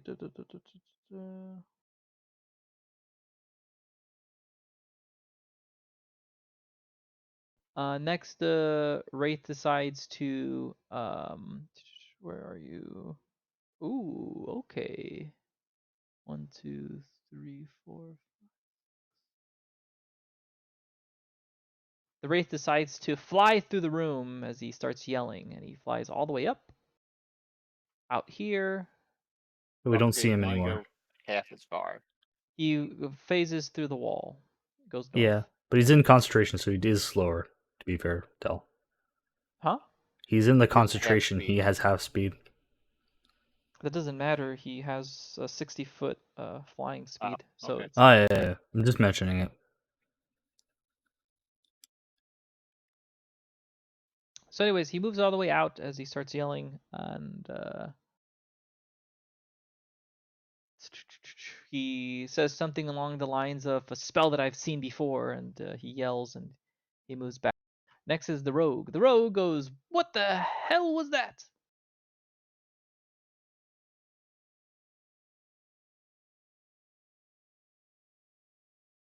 And the rogue just starts freaking out, and he's like, "Where the hell is it?" As he's confused and he's staying on guard. Um, and as he does this, next is Kosef. Can I roll perception in You Arcana? can. You look around the room, and as you see that he's not here in the room anymore. However, you hear him through his uh his angry howls that he's going through. So I know what he's gonna do. Uh, Not necessarily, but you do hear him that he went through the wall. You hear him on the outside. You hear some like cursing and Did I hear him say he's gonna cast a spell? I'm gonna cast magic And missile in the the dark. perception of the room,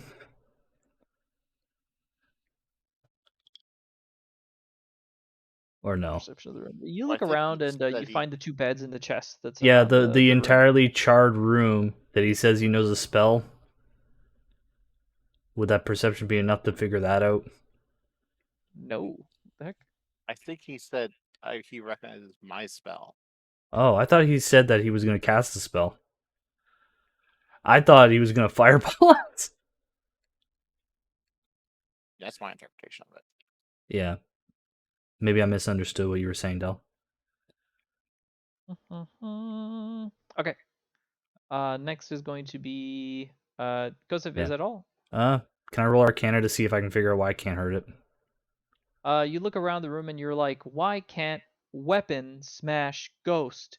Urgh. Look, Kefra is like, I don't know what to do here. I'm pretty useless. And I guess I go over here just to make some distance. Okay. Next is going to be you done? Yeah, and I have my turn. Kethra, you're next. I'm filing it out of the room to here. Just 30. Do you even have enough room? You have enough space to do that? One, Yeah. two, 10, three. 15, 5. Okay, as you do, you spot him at the edge, and he's looking at you furiously. And I cast Guiding Bolt at him. I'm looking for. Hold on.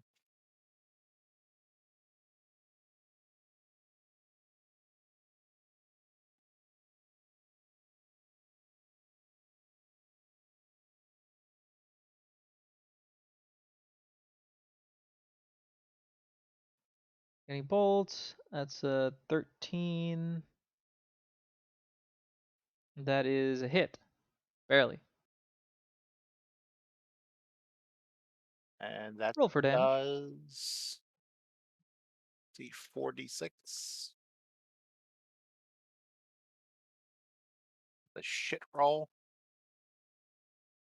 So 10 damage. Yes. And oh, go ahead. I'm assuming it's Okay. still alive. My turn's not over. I'm asking, it's still alive. As you yell out to your companions, you yell that it's still alive. It's still Are you alive. done? No.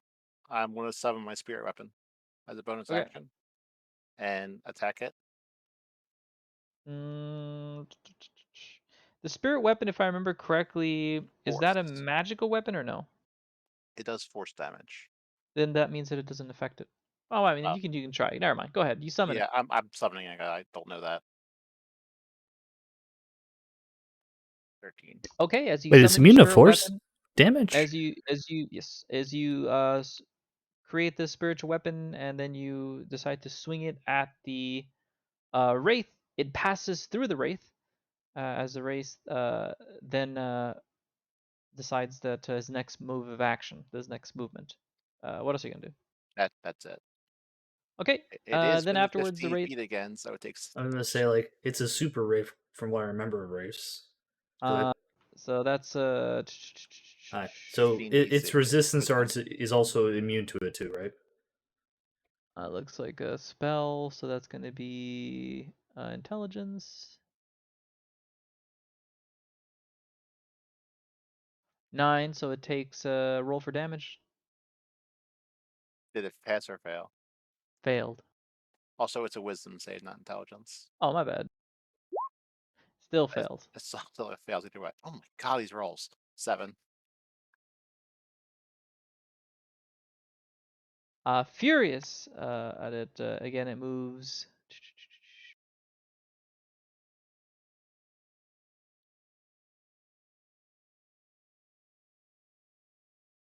Furious, it moves here, and then it moves straight there in front of you, Kosa. As it does, it strikes at you, and as it does, 19. The hit. You must do a Constitution saving throw. Okay.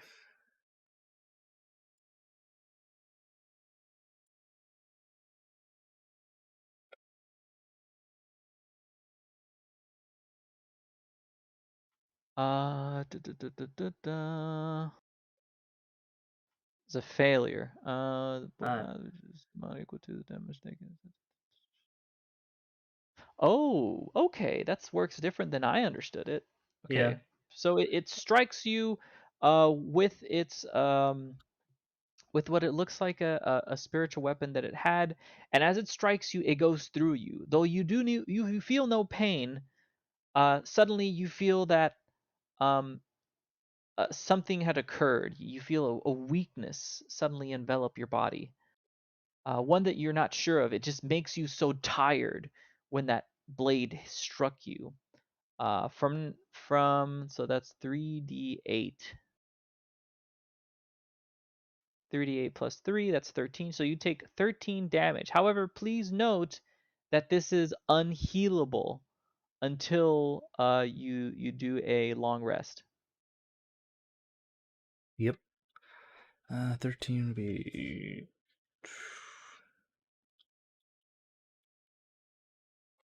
Okay. And as you do, you suddenly feel like this weakness come to your body as the Mormesk starts cursing you for coming into its room. Says you're not allowed to steal his valuable treasure. They're his and his to keep alone. How dare you? As he starts yelling. The rogue then seeing you in trouble goes, "Oh, don't worry, buddy, I got you." And then he sneaks off. Uh, to behind this behind the door, and then he sneaks behind it, behind the Marmesk, and he's all like, "Slashy slash!" And he's like, "I'm just gonna use my cool short sword that's +1," and he strikes for 21, and the swords slash straight through the wraith. However, they feel nothing as he's like, "What? I didn't touch anything. This doesn't make any sense. This this doesn't make any sense." Yeah. As he starts slashing, This and is a slashing. this is a It was a superpowered pretty rough wraith. day. Next is Kosef. Ugh. I don't know. I'm gonna use a health potion, I guess. What's the roll for health potions again? Uh, so for health potions, it is 2d4 plus 2. Just know that you are not allowed to go I above know. I know. 20. No, It's 30. negative 30. 13. It's negative 13. Yes, negative 13. So you'll technically be at 29. Yeah. This is still fine for healing. Yep. That's 6, so 23. Okay. Yeah. You made this guy so strong I can't do anything. Oh, unless you have magic. No, to be fair, like the Wraith. I didn't realize you were going for the full immune Wraith, because usually he's just resistant to stuff like this, not like completely immune. Well, I mean, there's sometimes, but Yeah, however, yeah, say like the yeah. wraith that was given to me was full immunity. No, that's it. It What are is you what gonna it do? is. I don't know. I'm gonna end my turn. I don't have any charges for my magic wand missile except one. Okay. Kethra, And your also, turn. I know it's immune to magic too. I'm gonna go ahead and move back into the room. Okay, you barely come in the room, and as you do, you spot that the rogue and the hero, Kosef, is surrounding the wraith, trying to fruitlessly slash at it as you see the blades go through the wraith, and it has no effect on it. I'm gonna do the only thing I can do, and that's gonna be guiding bolt again. Mhm.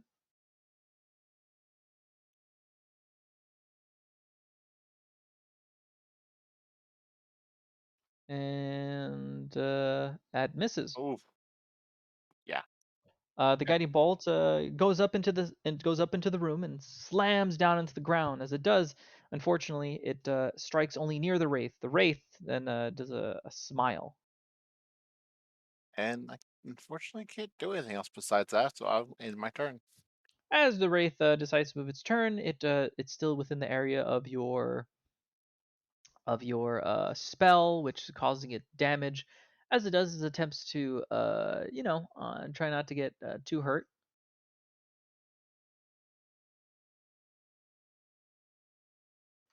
Five, horrible. Okay, it takes full damage. 14. 14. Oh, And as the wraith feels more damage coming to it, it becomes furious, wanting to destroy whatever it can. As it does, it starts focusing on you, Kosef. Next is Wraith's turn. the wraith, attempting not to be hurt more, decides to fly. Oops. Decides to fly, and as it flies, it flies. Actually, where was it? It was right here.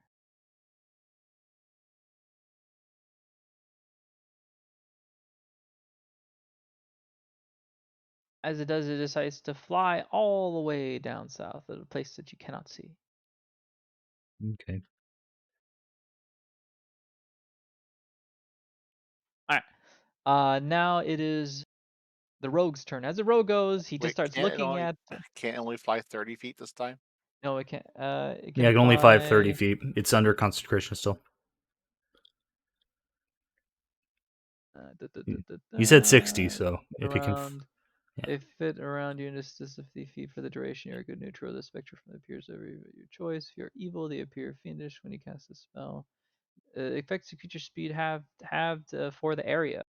No, that only affects it during the area. So in other words, because it was Okay. there, the 5 feet that it moved, it now affects it for 10 feet, meaning that it could move a total of 50 feet instead of 60 feet. I wasn't sure how exactly that worked. Okay, so that means that here, because I moved 55 feet, so I'll move it there. You're fine. And it moved to another area which you're not sure. However, moving outside, you'll see immediately where it went. The rogue then looks around and just starts going, "What the hell is going on?" As he starts swinging that he doesn't see. He's like, "I don't see it. It went invisible!" Ah! He starts swinging his short sword. Ah! He starts swinging it around. Kosef, you're next. All right, I take a tour. Is this thing on? Does this thing have fire in it or no? That is a. Looks like a torch, so area. Yes. Let me see. Where are you?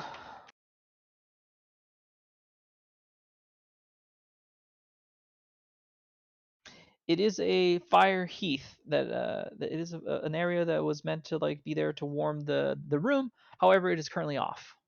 Okay, I set it. I take out a torch, light, and set the thing on fire. Okay. And I say, It lights on fire. It's able to keep a bit of light into the room. And I say to Kefra, it's like I can't do anything about this thing. It doesn't seem to.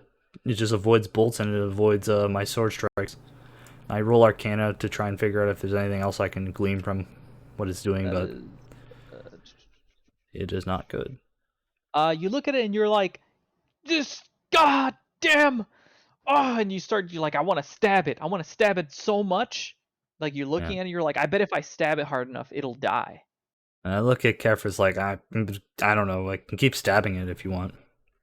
Maybe it'll kill it eventually.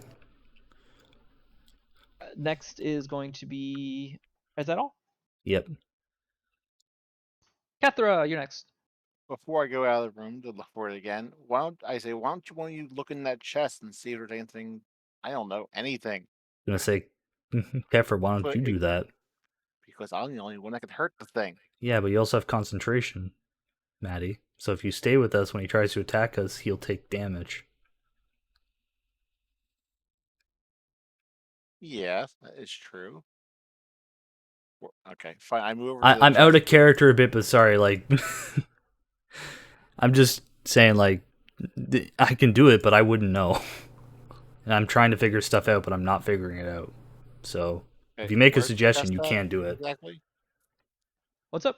The chest in the room. There is a chest. Yes. Excellent of you to notice it. Where is it? The chest is at the base of the bed. Which one? At the base of the southern bed. Okay, I'm gonna try to open the chest. As you open the chest, you hear a screech from the distance. Ah, my chests! Uh, as you open it up, you see it's a scorched chest. When it unlocks, you see it's uh, uh, quite a lot. You see about 1,100 copper pieces, 160 silver pieces, and 50 more silver pieces because I don't like epsilon pieces. 3 Yeah. diamonds and a wooden pipe adorned with platinum filigree. A handful of magically preserved tomes remains in the shelves. Most are just histories, but one has a sewn, one has a map sewn on its cover. The map's presence can be discerned if you try to investigate it. However, it shows a few interesting areas in the cave. Okay, for now, I'm just gonna grab the pipe. Okay, you grab the pipe. Is there anything? Should I roll for anything or? Well, you grab the pipe. You said I'm going to grab the pipe. It's a pipe. It's a pipe adorned with platinum filigree. Yes, I grab the pipe. And since I can't do anything else, I'm going to move. Let's see, how far was that to begin with? 20. Just so you know, Okay. about 4 turns have passed, meaning about 4 minutes have passed. Yeah, that's fine. Well, I thought a turn was 6 seconds. Yeah, but to make it easier, it's usually a minute passes per turn because usually it's like 10. But I got you. I got you. I'll say that instead of 3 minutes passed, it was actually about a minute and a half. How about that? Okay. My spell lasts for 10 minutes anyway. But Okay. that's it. Next is Mormes because he does. You hear a yell as he starts screaming, "Stay away from my treasure!" As he starts yelling, "How dare you? How? How dare you? How dare you?" He doesn't do anything, and uh, the rogue looks around and he's all like, "I don't understand what's going on. All I know is that I'm afraid, and I have a sword, and I can't stab what I can't see." 2 minutes have passed. I look at Kosef. Kefir and say, um, is there anything? Is there any value in that pipe or anything? I I guess I roll Arcana to look at it and see if there's anything value in it. You look at it and you notice it is a extremely detailed pipe. It's quite beautiful. However, you discern nothing from it, and in fact, the more you look at it, the less you sort of like you're like, well, this maybe I have no idea. Your character just does not know. Hmm. However, you do not feel any magical presence from it. All right. Well, I have my turn. All right, next is going to be Kathra. Well, I was hoping that grabbing this would maybe get him to come back here in a fury, but he did not. So I'm going back to my first plan, and it's just going to go outside. Okay, that's 1, 2, 3, 4, 5, 6, 30 feet. As you move outside, you spot the wraith off in the distance in the southern area. He's furiously looking at you. Well, I'm out of those spell slots. I will cast Sacred Flame. Okay. 60 feet, you're within range. Uh, 3 radiant damage. Looks like it. No, I wait. No, that's not right. Yep, that's right. Rolling Oh, 2d8 for damage. oh yeah, that is right. You got to make a dex save. Okay, let's see. I don't even see the damage you 15. rolled. Okay, you passed that, so you take no damage. Okay. So as you cast this sacred flame, the flames start going. However, the ghost simply flies slightly to the left, to the right, and jiggles out of it. It doesn't affect it. The wraith, angry and furious. Next. And before I end my turn, I just hold up the pipe to show it, and then Oh, I end my turn. the wraith is furious. He's deciding what to do, and it's so much so that his wisdom is kind of the question of whether or not he should attack you immediately for even holding that item. And as he does, he fails and he decides to furiously fly towards you and attack you. Losing any reason, he lifts up his sword that he had in his life Before and he he does attacks anything, you. he takes damage. Yeah, and he also takes He does. damage. That is, if I remember correctly, wisdom? Yes, 10. that fails. Roll for damage. 10. 10. That was some bad rolls on your part too. And the Wraith is furious. Furious! Oh!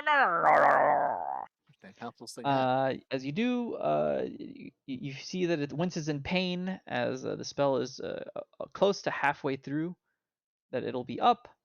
And Mormesk slashes at you as he does. However, he's unable to hit you properly as it hits your armor. It does not hit you. Oh.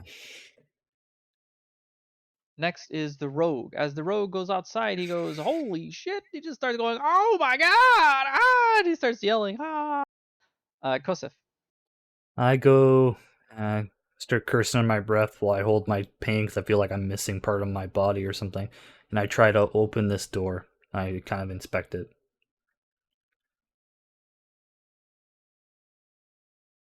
As you go to the southern area of the room, you notice that this is an area. Ah. This is an area which has Oh, okay. I'll say that you didn't find the books there. As you open up the room, you find bookshelves lined with all these different items. As you do, you can pick up one book that is quite interesting. It seems to have a map sewn onto it. You spot it there as being like the prize of the creme de la crop, the prize of all this library, as it's displayed so beautifully there in front of you. You see it as of interest. You can either grab the book or you can leave it there. Can I look at the book like without grabbing You it? can. You can look at it. Okay, I'm gonna look at the book. You look at the book and you notice that it is a book which has a map sewn onto it. The map looks eerily familiar. Is there anything It on looks the? similar. Hmm? Sorry, is there anything on the map that stands out to me? Or do I need to roll?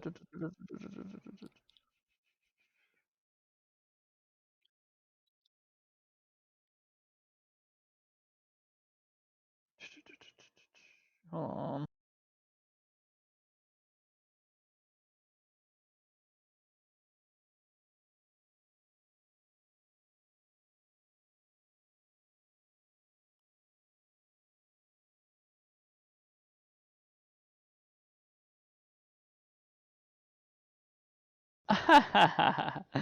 Okay, so this is out of character, so I'll tell you what it is afterwards.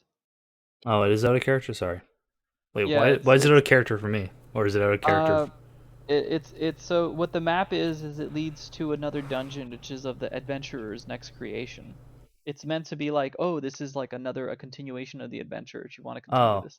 okay. So basically, You it's like find it, it's a map and it's of a map of a dungeon which you've I, never I'm seen before. I'm trying to be Ooh. helpful with this fight, and I can't do anything. So I'm trying to see if I Well, can yeah, solve the but your problem. character wouldn't lose hope like this. No, Your but like character I'm wouldn't be like, ugh.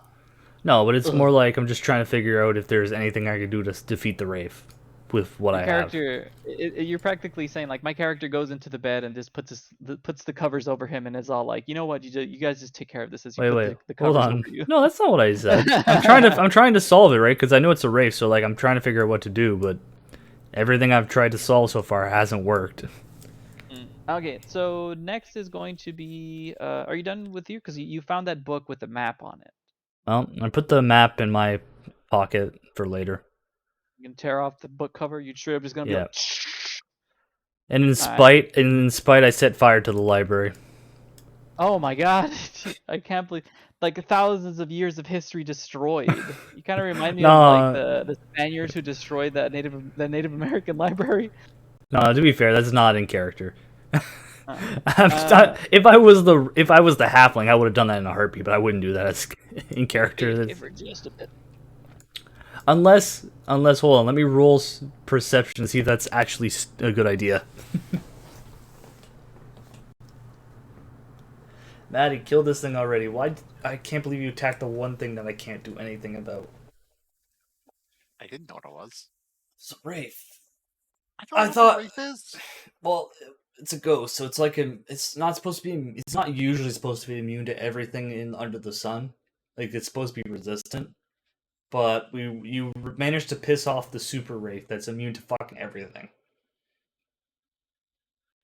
I didn't piss it off. It was angry before I got here. You attacked it. You legitimately. I got attacked for no reason. I didn't even hit it. You were bait. Yeah, I can tell.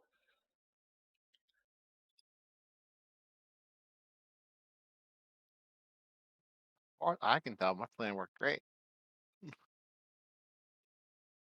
I just hate fights like this where I can't do anything. I was hoping that like I could solve something like because I was hoping like I could kill it by like damaging something it owns, but it doesn't work that way for Wraiths usually.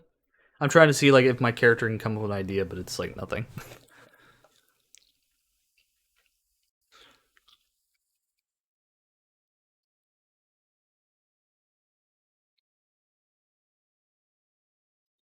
Hey Maddie, guess what's really effective against a Wraith? I'm back. What? Sunlight. Good thing we're in a cave. Yeah, it's a good thing we're in a cave. Del, I mildly rolled perception to see if there's any value in actually burning the library to hurt the Wraith. I'm just trying to figure out. You look something. around it and you look at it and you're like, several of these things are valuable. You do not know whether or not it will affect the wraith though. Okay, so now I decide not to do it. I wouldn't do it in character unless like I have a good reason for it. Okay, I end my turn. You now. done? Yeah, I got nothing else to do. All right, next is Kathra. Kathra, you're next. What happens if I try to cast a spell in melee range again? Disadvantage? If you try to cast a spell in melee range, yeah, that's a disadvantage. Why? Can you also just hit it with the hammer too, Maddie? Yeah, that's what I Because was. you're currently in combat with it, so it would be disadvantage. Yeah, I'm just Yeah. gonna attack it with the hammer then. Because Okay. you're the only weapon that actually does damage to it. As you swing up your hammer, hit. As you lift up the mace, it's just called the gonna- mace. I'm just gonna roll the radiant damage. So Three as damage. you bring up the mace, as you slam it down, it again goes through the wraith. However, the light which was shining cuts the wraith a bit, and it causes him to wince in pain. And that's all I'm gonna do. Next is Mormeth. 3 minutes have passed. As he does, he attempts to flee again. 1, 2. Still has to roll the thing first. Yeah. Roll for damage. That's wisdom. 16. That does beat it, so he takes half damage. Oh, so that's going to be, I'm going to say 7. Does you can Maddie tell get attack of opportunity because it fled? Because Maddie can do radiant damage to it. Yeah, absolutely. Oh, okay. Didn't think As of it was that. flying away, you notice that it was angry and hurting and roll 1d6, hit.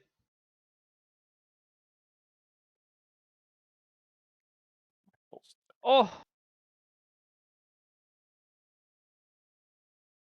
As it's flying away, it scorns at you, looking extremely weak, the opposite of dead. It looks like it's alive almost. You can see its fleshiness starting to come back to it. And as it does, it's furious and flies away as it starts screeching. Del, Right. this is a joke question, but if I fed it health potions, would it do damage to it? That's a good question, but no, it's ethereal. Unfortunately, you would have to Yeah. do that to a zombie or something like that. Yeah, I figured that'd be Or the case. maybe even yeah, because it would be a type of undead. So if you would feed it health potions, it would get hurt by it. Yeah. So it would be specific ones, but it would have to be physical. This one's a wraith, unfortunately. Yeah. The rogue looks around, and he just starts looking left to right and forward and back, and he's like, "What the hell is going on? I have no idea what's going on." Next, it's 3.5 minutes have passed. Let's see. So 3.5 minutes have passed. It's been 7 turns. Next turn will be 8 minutes. I mean 4 minutes. Kosef. I come out and I say, Kefra, I found this map. Hey, Ghost, I found this map. I start yelling at the ghost. Loudly. I say, Ghost, I can't hurt you, but this map, I don't know if you need it, but it's mine now. You can't have it. You gotta come and take it from me. But, oh wait, you can't, because you don't have hands. You That hear a work. little growl saying that he'll kill all of you. Uh, that's it. I end my turn and say, Kefro, you got this.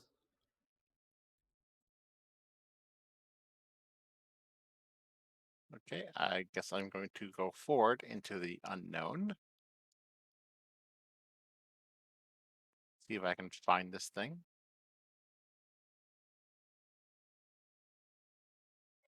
That's as far as Okay, I can is go. that it? Yep.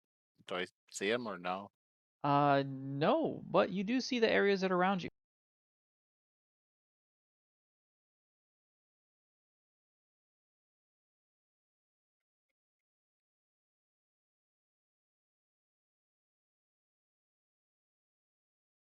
Okay, there's nothing else I can really do, so I end my turn. So, as you look around, you see a description of the cave.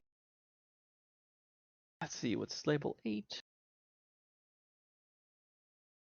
Okay. Dense carpets of weird fungi cover large sections of the floor in this cavern. The growth includes puffballs a foot across, weird shelf fungus growing on stalagmites, and large stalks and caps a good 5 feet tall. Some of the puffballs glow with eerie green phosphorescence.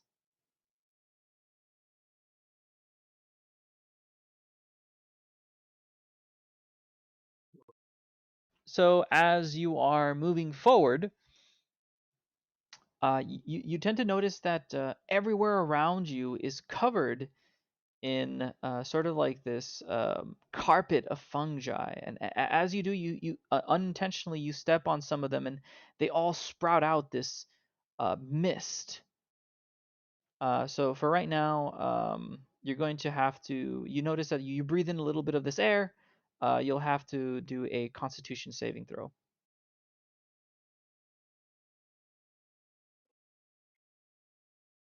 Success. As you see the mist coming towards you, you kind of hold your breath just for a bit, thinking, I need to move out of this room, or else I'll have to find another way to get through here. But yeah, this mist, this poison right now, like you kind of like grit your teeth and hope the mist doesn't affect you too much. So Anything else? it is poison. It's a mist. You Could said be it's a lot poison. of things. It could be I mean, poison, do you know that it's paralysis. poison? No, but Uh, I'm if it, asking you, do you know that it's roll, poison? Does this roll. character know that it's poison? Does it say you could roll I for it? don't know it's poison, but I have advantage against poison. That's why I'm saying that. Okay, But then just so you maybe keep you that in you mind. still. All right, you have advantage against poison. Okay. Yeah, I have my turn. You could Okay. roll survival and see if you know. Alright. You hear little grumbling sounds of the ghost, the wraith, where he's just sort of like saying things, and as he does, he kind of you hear less of that grumbling. All right. Next is the rogue. 4 minutes have passed. Uh, da, da, da, da, da, da. As the rogue is there, he's like, I don't have no idea what's going on. I'm just confused. He starts walking forward. He's like, I don't know. I don't know what to believe anymore. I don't know what's going on. Next is Kosef. I can I see the forest like mist stuff or no? You can see up to a certain distance. I'd say you can see up to where Cathra is, but you see an eerie glow in front of you. You can see somewhat these like areas, and you can't see so far away that you can have a good view of it. But you're seeing these like odd shapes that look like mushrooms off in the distance. Okay, I'm gonna move forward a bit to here. How's my Okay. visibility now?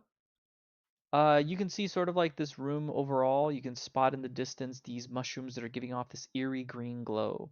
Okay, You see a mist around it.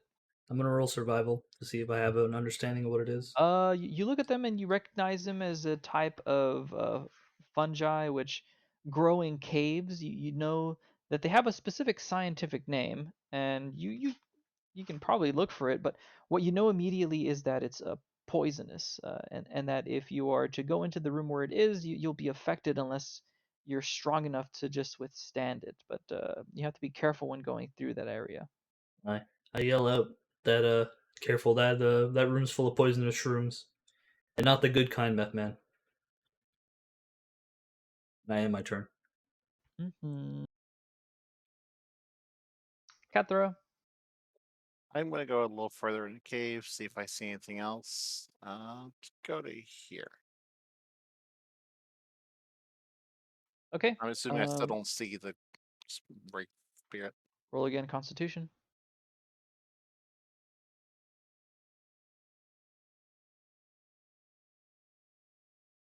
You fail. You. Does she get the advantage roll or no? I That failed was both. with advantage. Oh, you failed both. Oh, But Jesus. my roll is not Fuck. great. Okay. I don't see him, so that's why I ask. As you're walking through it, you tend to notice that your constitution is a bit stronger, and you feel as if the poison isn't too bad. You feel that perhaps for humans or halflings this might be dangerous for them, but for you dwarves, which have been raised in these caves, you have nothing to fear. Your confidence kind of gets a better view, and you become a bit too cocky. And as you do, you kind of move across this cave looking for this damned wraith finally to like put an end to it as you feel that you can easily kill it now. It was so weak when you were fighting it that perhaps like you could just kill it in perhaps one blow with even just your mace. And as you're going around, you set your hand kind of like on this mushroom to push it out of the way. And as it does, it immediately puts out this large plume of dust, and it hits you. As you do, you take 3d6 poison damage, and you're currently poisoned for about 10 minutes. Now, this is I have resistance to poison, but I don't know how much that reduces it. Resistance is half. Okay. So you're going to take 3d6. So you take 3 damage. Do you need to roll the Constitution save now that you got poisoned for your consecration? I'll check. If I remember correctly, poison works in a specific way. Let me check it real quick. Yeah, I didn't know if it's like focus disruption damage. Oh, so poison. The poison creature has disadvantage on attack rolls and ability checks. That's poisoned in the new 5th edition. So Maddie just Oh. has disadvantage now for everything. Yeah, disadvantage for everything. Yay! And as you take this damage, you continue walking through as you inhale a bit of it, and you feel a bit nauseous as you do. However, you gain your wits about you pretty quickly. Next is Mormesk. What else? So I'm gonna move this back a little bit. Okay. And Mormesk, then you stop hearing the sounds of the wraith, and the wraith tell that the wraith is gonna appear someday. He's a nasty fucker. Rogue. The rogue looks around and he's all like, "What's going on? Where is everybody? What's up with all these peanuts on this airplane?" No, he doesn't know. Doesn't know what's going on. Please Kosef. don't be Jerry Seinfeld. That's I right. look at Kefra and say, "Didn't I just say not to go into the forest that poisoned mushrooms?" I'm not a weak human. I'm fine. You cough out a bit of phlegm. It's like, She's like, and she's like picks up a bit of her lung and puts it back. I gave This should her be a in- look This like, should be inside. well, is the Wraith over there at least? And I am my turn. Okay, it goes to Catherine. I'm going to fully come out of the mist and walk up to Ghost. I don't know where it went. I can't see or hear it anymore. But I'm sure we're not done with it. But yeah, I don't know where it is. Right. Okay. Is that it? That's it. Next is the Wraith. The Wraith seething in anger. He's like, I can't believe you would have done this to me. However, he's able to keep his anger in check.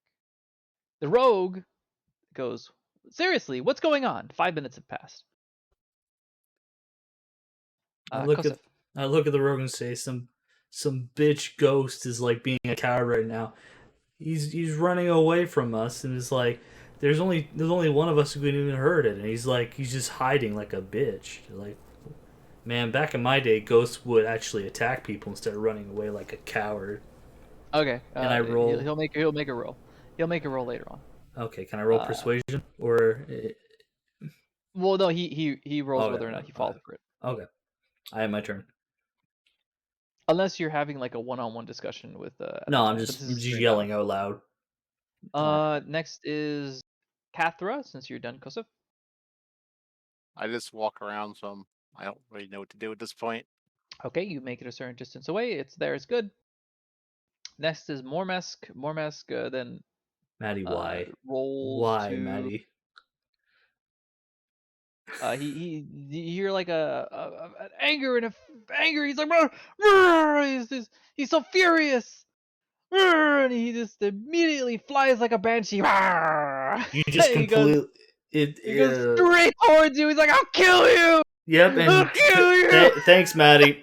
Thanks, He Maddie. just goes, "I'll You kill fucked up really And he badly. strikes Wait, you. Oh wait, shit, 22. wait. Okay. It's not in concentration range because you moved too far.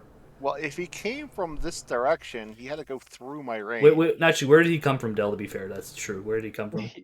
He came from this area. Yeah, Oh, yeah, well, you I fucked guess up, Maddie. Because he can go through walls. Yeah, He's I really know, good area. but it depends where he came from. Still, even So if he it's came through down walls. and he goes, "Rah, yeah, Thanks, you Maddie. call me a coward?" And he slashes at you. And as he slashes at you, you take roll a Constitution saving He throw. actually hit over 18. Fuck me. Yeah, he rolled 22. Fuck me. Come on. Constitution save 23.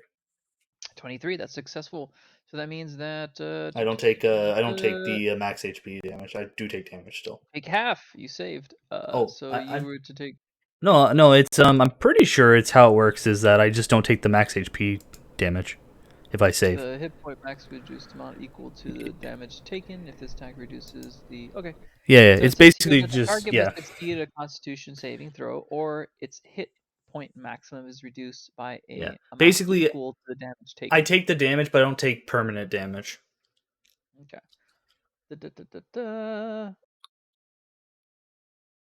And the damage is 3d8 plus 3 necrotic.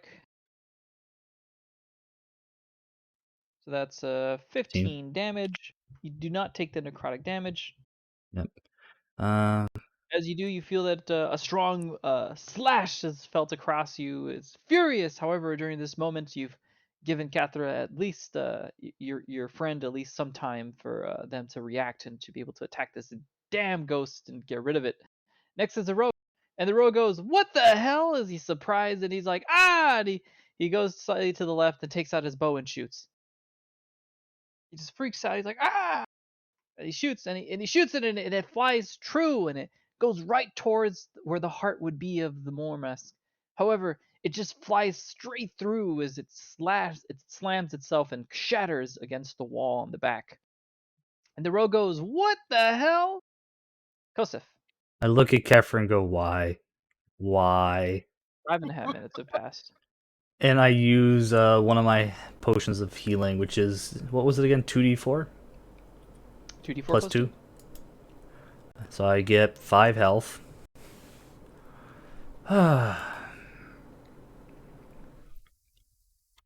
Okay. And then I use my. Can I bonus action another heal or no? Yeah, actually, that's. I can yeah, you technically can. You action can, you surge can, you too can. if I have to. No, because that was your main action, then this is your bonus. Okay. So, man, all these potions of healing just going away because someone decided not to. God damn it, 6. Okay. Okay. I end my turn while giving Maddie the dirtiest look. Kathra, you're next. The ghost is furious as he does. He's appeared flying straight through the wall and slashing at Kosef. As he does, Kosef goes back and immediately opens up 2 bottles and chugs them down as great fury as he looks at you angrily. I run north. No. You're on your own, loser, and you run north. And She Kosef attacks goes, and then "Quickly, she attacks run the away!" thing and initiates combat and then immediately runs away as the only person who can do damage. I come up to him and swing at him. I'll be honest. I'll be honest. Still, I fucking hate this fight. This fight's so boring for me. If you had fucking magic items or something. I'm pretty sure Magic Wand doesn't even work on him. And also, I don't have 100% it does. I have one 100% it does. charge. Oh, it does. Okay. Yeah, I it thought does. for sure Race completely ignore because they ignore a bunch of fucking magic shit. No. This one is immune to physical, bludgeoning, piercing, slashing, thunder. Yeah, as I was to say, like it's Actually, immune to most races are it immune has to the acid, cold, resistances. fire, lightning, thunder, bludgeoning, piercing, and slashing. But if it's immune to physical stuff that it's supposed to be resistant to, I don't know what is what's resistant and what is immune to. You know what I mean? Oh, this is Mormus the Wraith, my guy. Yeah. He's angry. As Anyways, I said, like we're gonna yeah, slash him. I'm sorry. I've been trying to roll Arcana to see if I actually like know. You know what I mean? But I haven't Go figured for it it. out. Alright. Nutty. I what does You 14 hit. hit? Roll for damage. You lift up your mace, and as you swing through, you feel that the magic which is done has slashed him again. And as he does, the Mormesk, the ghost, he looks at you with disdain and anger, saying that he'll haunt you forever from his ghost, and then he dies. He wizards Uh, away, and he falls to the ground. You're not sure where he went. yeah. I only have one charge of magic missile because I used them all against. Would it be weird if I put a crossbow? Because a skull and bone. Technically, he's dead, but like he's dead. He's a ghost. He's a wraith. He doesn't have Yeah. an ethereal form. It's kind of weird. Anyways, that was the encounter. As finally you kill this wraith. Furious as he was, he's a pretty chill dude. If you would have talked to him. Man, if only we didn't attack right away, or we had the wizard. God damn it! He falls to the ground. See, this was even Maddie. This was even worse than what I did with the bugbears. Like no chill immediately. As the wraith rolls around in his limp body, you see like a crumpled picture of his family. You see a small little wraith child and a wraith wife. Oh no, not the Wraith babies. Oh, let's go back and check out that chest, And shall then we? like a little wraith baby shoe was in his other hand. I mentioned the map to them and say, "Hey, I found a map.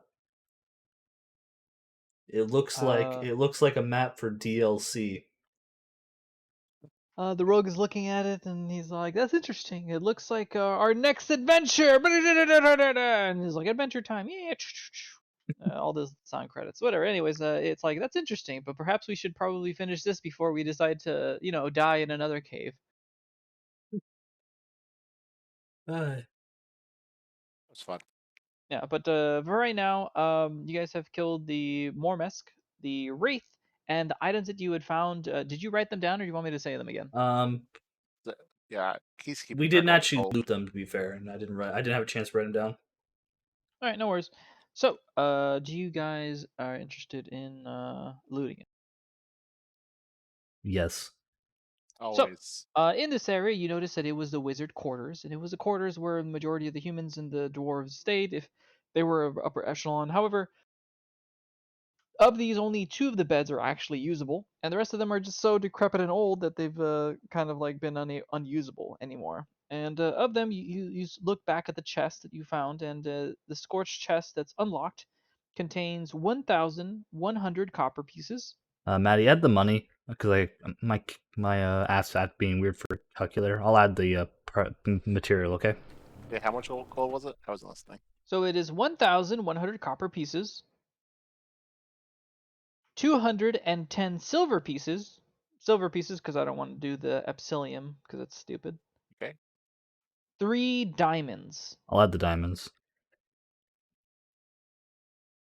And a wooden pipe adorned with platinum filigree. I have the pipe. Okay, I'll add the pipe to my inventory though. Just keep track of it. Okay. Okay. Because Also, I don't really care with the. I of don't this mind like area being down greedy. south, where there is a library, there is a handful of magically preserved tomes that remain on the shelves. Most are just histories, but one has a map sewn onto its cover. The map's presence can be discerned. And you were able to find it. I rolled for you. The map shows a location of a dungeon of your own creation. So in other words, this is specifically for you guys. Basically, it's a dungeon that's around the area that you want to go to if you want to continue. If you Yeah. want to just like mess around a little more. I made a DLC map. I called it DLC map. That's right. To be fair, we got Thunder Tree still. All right. If we And want as to, you do, if Maddie you wants do to do have it, because the. I'm having fun still. Yeah, So I'm having fun. All right. So this was the fight that I mean normally people would just be like, whoa, how about we chill, guy? Instead you were just like, fuck you, I'm gonna kill you. I'm I gonna kill just you again, you bitch. I just like how like I did this great thing for my character to do to like set it up for Maddie, and then Maddie just walks away from me. And I did the measurement like, and I looked, and it's like Maddie literally went 15 feet away, so I'm in the consecration, but anything attacking me isn't. I get, it's like, oh, for fuck's sakes, Maddie. As you Think look, of as it. your eyes go wide with disbelief. This cleric has moved away from me. She As the saw my wraith appears Discord suddenly message. screaming. As the wraith appears suddenly screaming wildly, "How dare you insult me!" I'm just sad. I'm just sad that like in character, like I used the magic wand on the guy who's immune to magic wand, basically. I just saw you doing this. I'm like, oh, that's what he wanted me to do. Yeah, it's whatever. It's your first time, Yeah, but yeah. miscommunication, To be Alright, fair, so like I thought it was obvious because like Maddie, you're the only person who could damage him. Unless I Well, want to take burn a my look magic at- wand. if you ever spot another wraith, yeah, you can damage him. He's literally has resistance, so it would just be half damage. Like I You said, just have to hit him. I wasn't sure because I couldn't. He was resistant. He was immune to slashing, and that's usually not the Just case. more So. Mesk is just a legendary human. Yeah, yeah. So I thought he was legendary. So I thought across the board he was immune to shit that's not like radiant. You know what I mean? Yeah, so That's like why I got he confused. anything undead will hurt him, but like physicals be like no. But Yeah, 'cause overall, I rolled Arcana, and it's like if I can't figure that out in character, I don't think I'd figure a magic your wand would work. character does feel a wound that it feels a little deeper than what should be normally done. Yep. You feel that it would behoove you and your group to rest to regain your strengths as you feel you're quite weaker. Do you Might decide to go require back? a long rest. You're required to go back to the barracks because I think all these other doors are kind of like damaged so much so that you. Yes. Okay, so Gundren, he sort of like stands there, surprised and bewildered, and goes, "Thank God I wasn't nearby." As the rogue and all of you guys decide to go back, I'm assuming the barracks. Yes. Yeah. Okay, and I'll move that there, and there, and there. And the rogue and Gundren come back to the room. As he does, you're greeted by Nandro. And Nandro is there, kind of like you're surprised when you find him. Like he was sitting, staring at Nesnar, throwing rocks, small rocks at him, while Nesnar is there, like kind of mumbling under his breath and like with these gagged, and Nandro just saying curses at him while he's throwing small pebbles at him. And Nandro finally sees you and he says, "Ah, friends, finally you've come back. I was growing quite bored." But yeah, right now I guess you guys will rest until next time. And for right now, I'll We're say that you were able to notice that your wounds that the ghost had given you were quite more than you were expecting. However, after some time of rest, you were able to fully heal. And if you had any types of items like wind or second wind or anything like that, or daily spells, please refresh them. so I'm assuming Fog of War. We got like 1 or 2 rooms left, basically. 3, Yeah, I'm you thinking. have a few rooms. You have a few more than 3 rooms, but I mean it's up to Yeah. you. But yeah. So most people just talk to that guy. Oops. Yeah, he Yes, was I like, thought it was "How very dare obvious. you get in there?" If you would have said something like, we mean you," because like not all of them are friendly. The spectator literally says he does not attack anyone unless they attempt to take something from the room or they attack him. So Yep. he has to come up with something. However, the wraith is written so that he immediately says he'll do violence against you. However, he doesn't react until you do something towards Yeah. him. He And the threatened only me. reason why he reacted against you is because you were able to hit him with your mace, which happens to have light damage to Radiant. it. Yeah. Yeah, if not, I would have rolled to see if he would have even attacked you and would have been like laughing at you, and would have told you a quest like I have treasures that I could give you if you do a favor for me. And his main Yep. thing was that he wanted to kill that stupid fucking spectator because he hates him. The Yep. whole reason why he exists is because the spectator is there and he wants the spectator dead, and he can't go in there because the spectator can only hurt him. Yep. So he was gonna go like get rid of him for me and I'll give you some treasure, and So then afterwards he like yeah, leaves. and I could tell it pretty quickly on that because the Wraith felt like a character who's unfair, and usually when they're unfair, it's because you don't have to fight them. It's like the owlbear. You fight the owlbear in the castle. That's a real pain in the ass fight, I assume. Unless it's a mob, you really don't have to fight him. Yeah, like the owlbear like would have been a pain in the ass fight, but because the owlbear is poorly trained, it just leaves. That's right. It just runs away because Yeah, like he was captured. Remember, they were trying to capture it and get it to do tame something, it. but the owlbear was all like, "No, I don't want to. I don't want to be here. Yeah, I'm so out. I'm out. I'm out. it's I'm the out. same thing I'm with out." the spectator. We could have went the non-violent route. In fact, you were going the non-violent route. If I think the ring that I wear is the same ring that its summoner would wear. So if I would have gone in there and recognized it, the rogue, then he could have like bullshitted, but he didn't recognize it, unfortunately. Yeah, Not a high enough rolls, and he ended up like having to leave everything to Kathra. and unfortunately, I was trying to convince you Kefra the value of it, but it was just kind of became like what's the word, too plotting. So it's just, we'll pick which one we're doing. All right. So, anyways, this is where we're gonna leave off. You guys were able to go through. You're able to kill an innocent spectator and a family man Wraith, which had a family and mother, had a wife and child. Wraith babies, and the spectator is now your eternal enemy. If you ever go into the demon plane, he will try to kill you. Uh, that's It's pretty good much to it for now. know that we kill all these innocent family people, but we'd let the evil let you go. That's right. To be fair, All the you bugbears, did you go over their bodies? You notice that they have pictures of their like bugbear wives and bugbear children's. to be And then as you fair, cross across some of the ghouls, you also see some other pictures of ghoul babies and to ghoul be wives. fair, Maddie, I was very much in character with the necromancer. He just was very convincing for me. You just did a shit job convincing me. You All wait. right. I You should have actually blasted you him in the actually made face. me more convinced. Yeah, you know what you should have done? You should have just attacked him like you did the Wraith. Cause then you would have fought the fight. Now I know. Yeah, like you can initiate a fight, and depending on the characters, that can backfire on you. Because if you start a fight with someone, and like let's say my character like doesn't attack people, like unless they attack them, I won't attack. Depending on the character, and you can have characters like that, which is fun. All right. I'm gonna exit out of the Yep. campaign, and then next Thanks week for we running, can Del. continue. Hopefully, we can go through like maybe 2 or 3 more rooms, and then after that,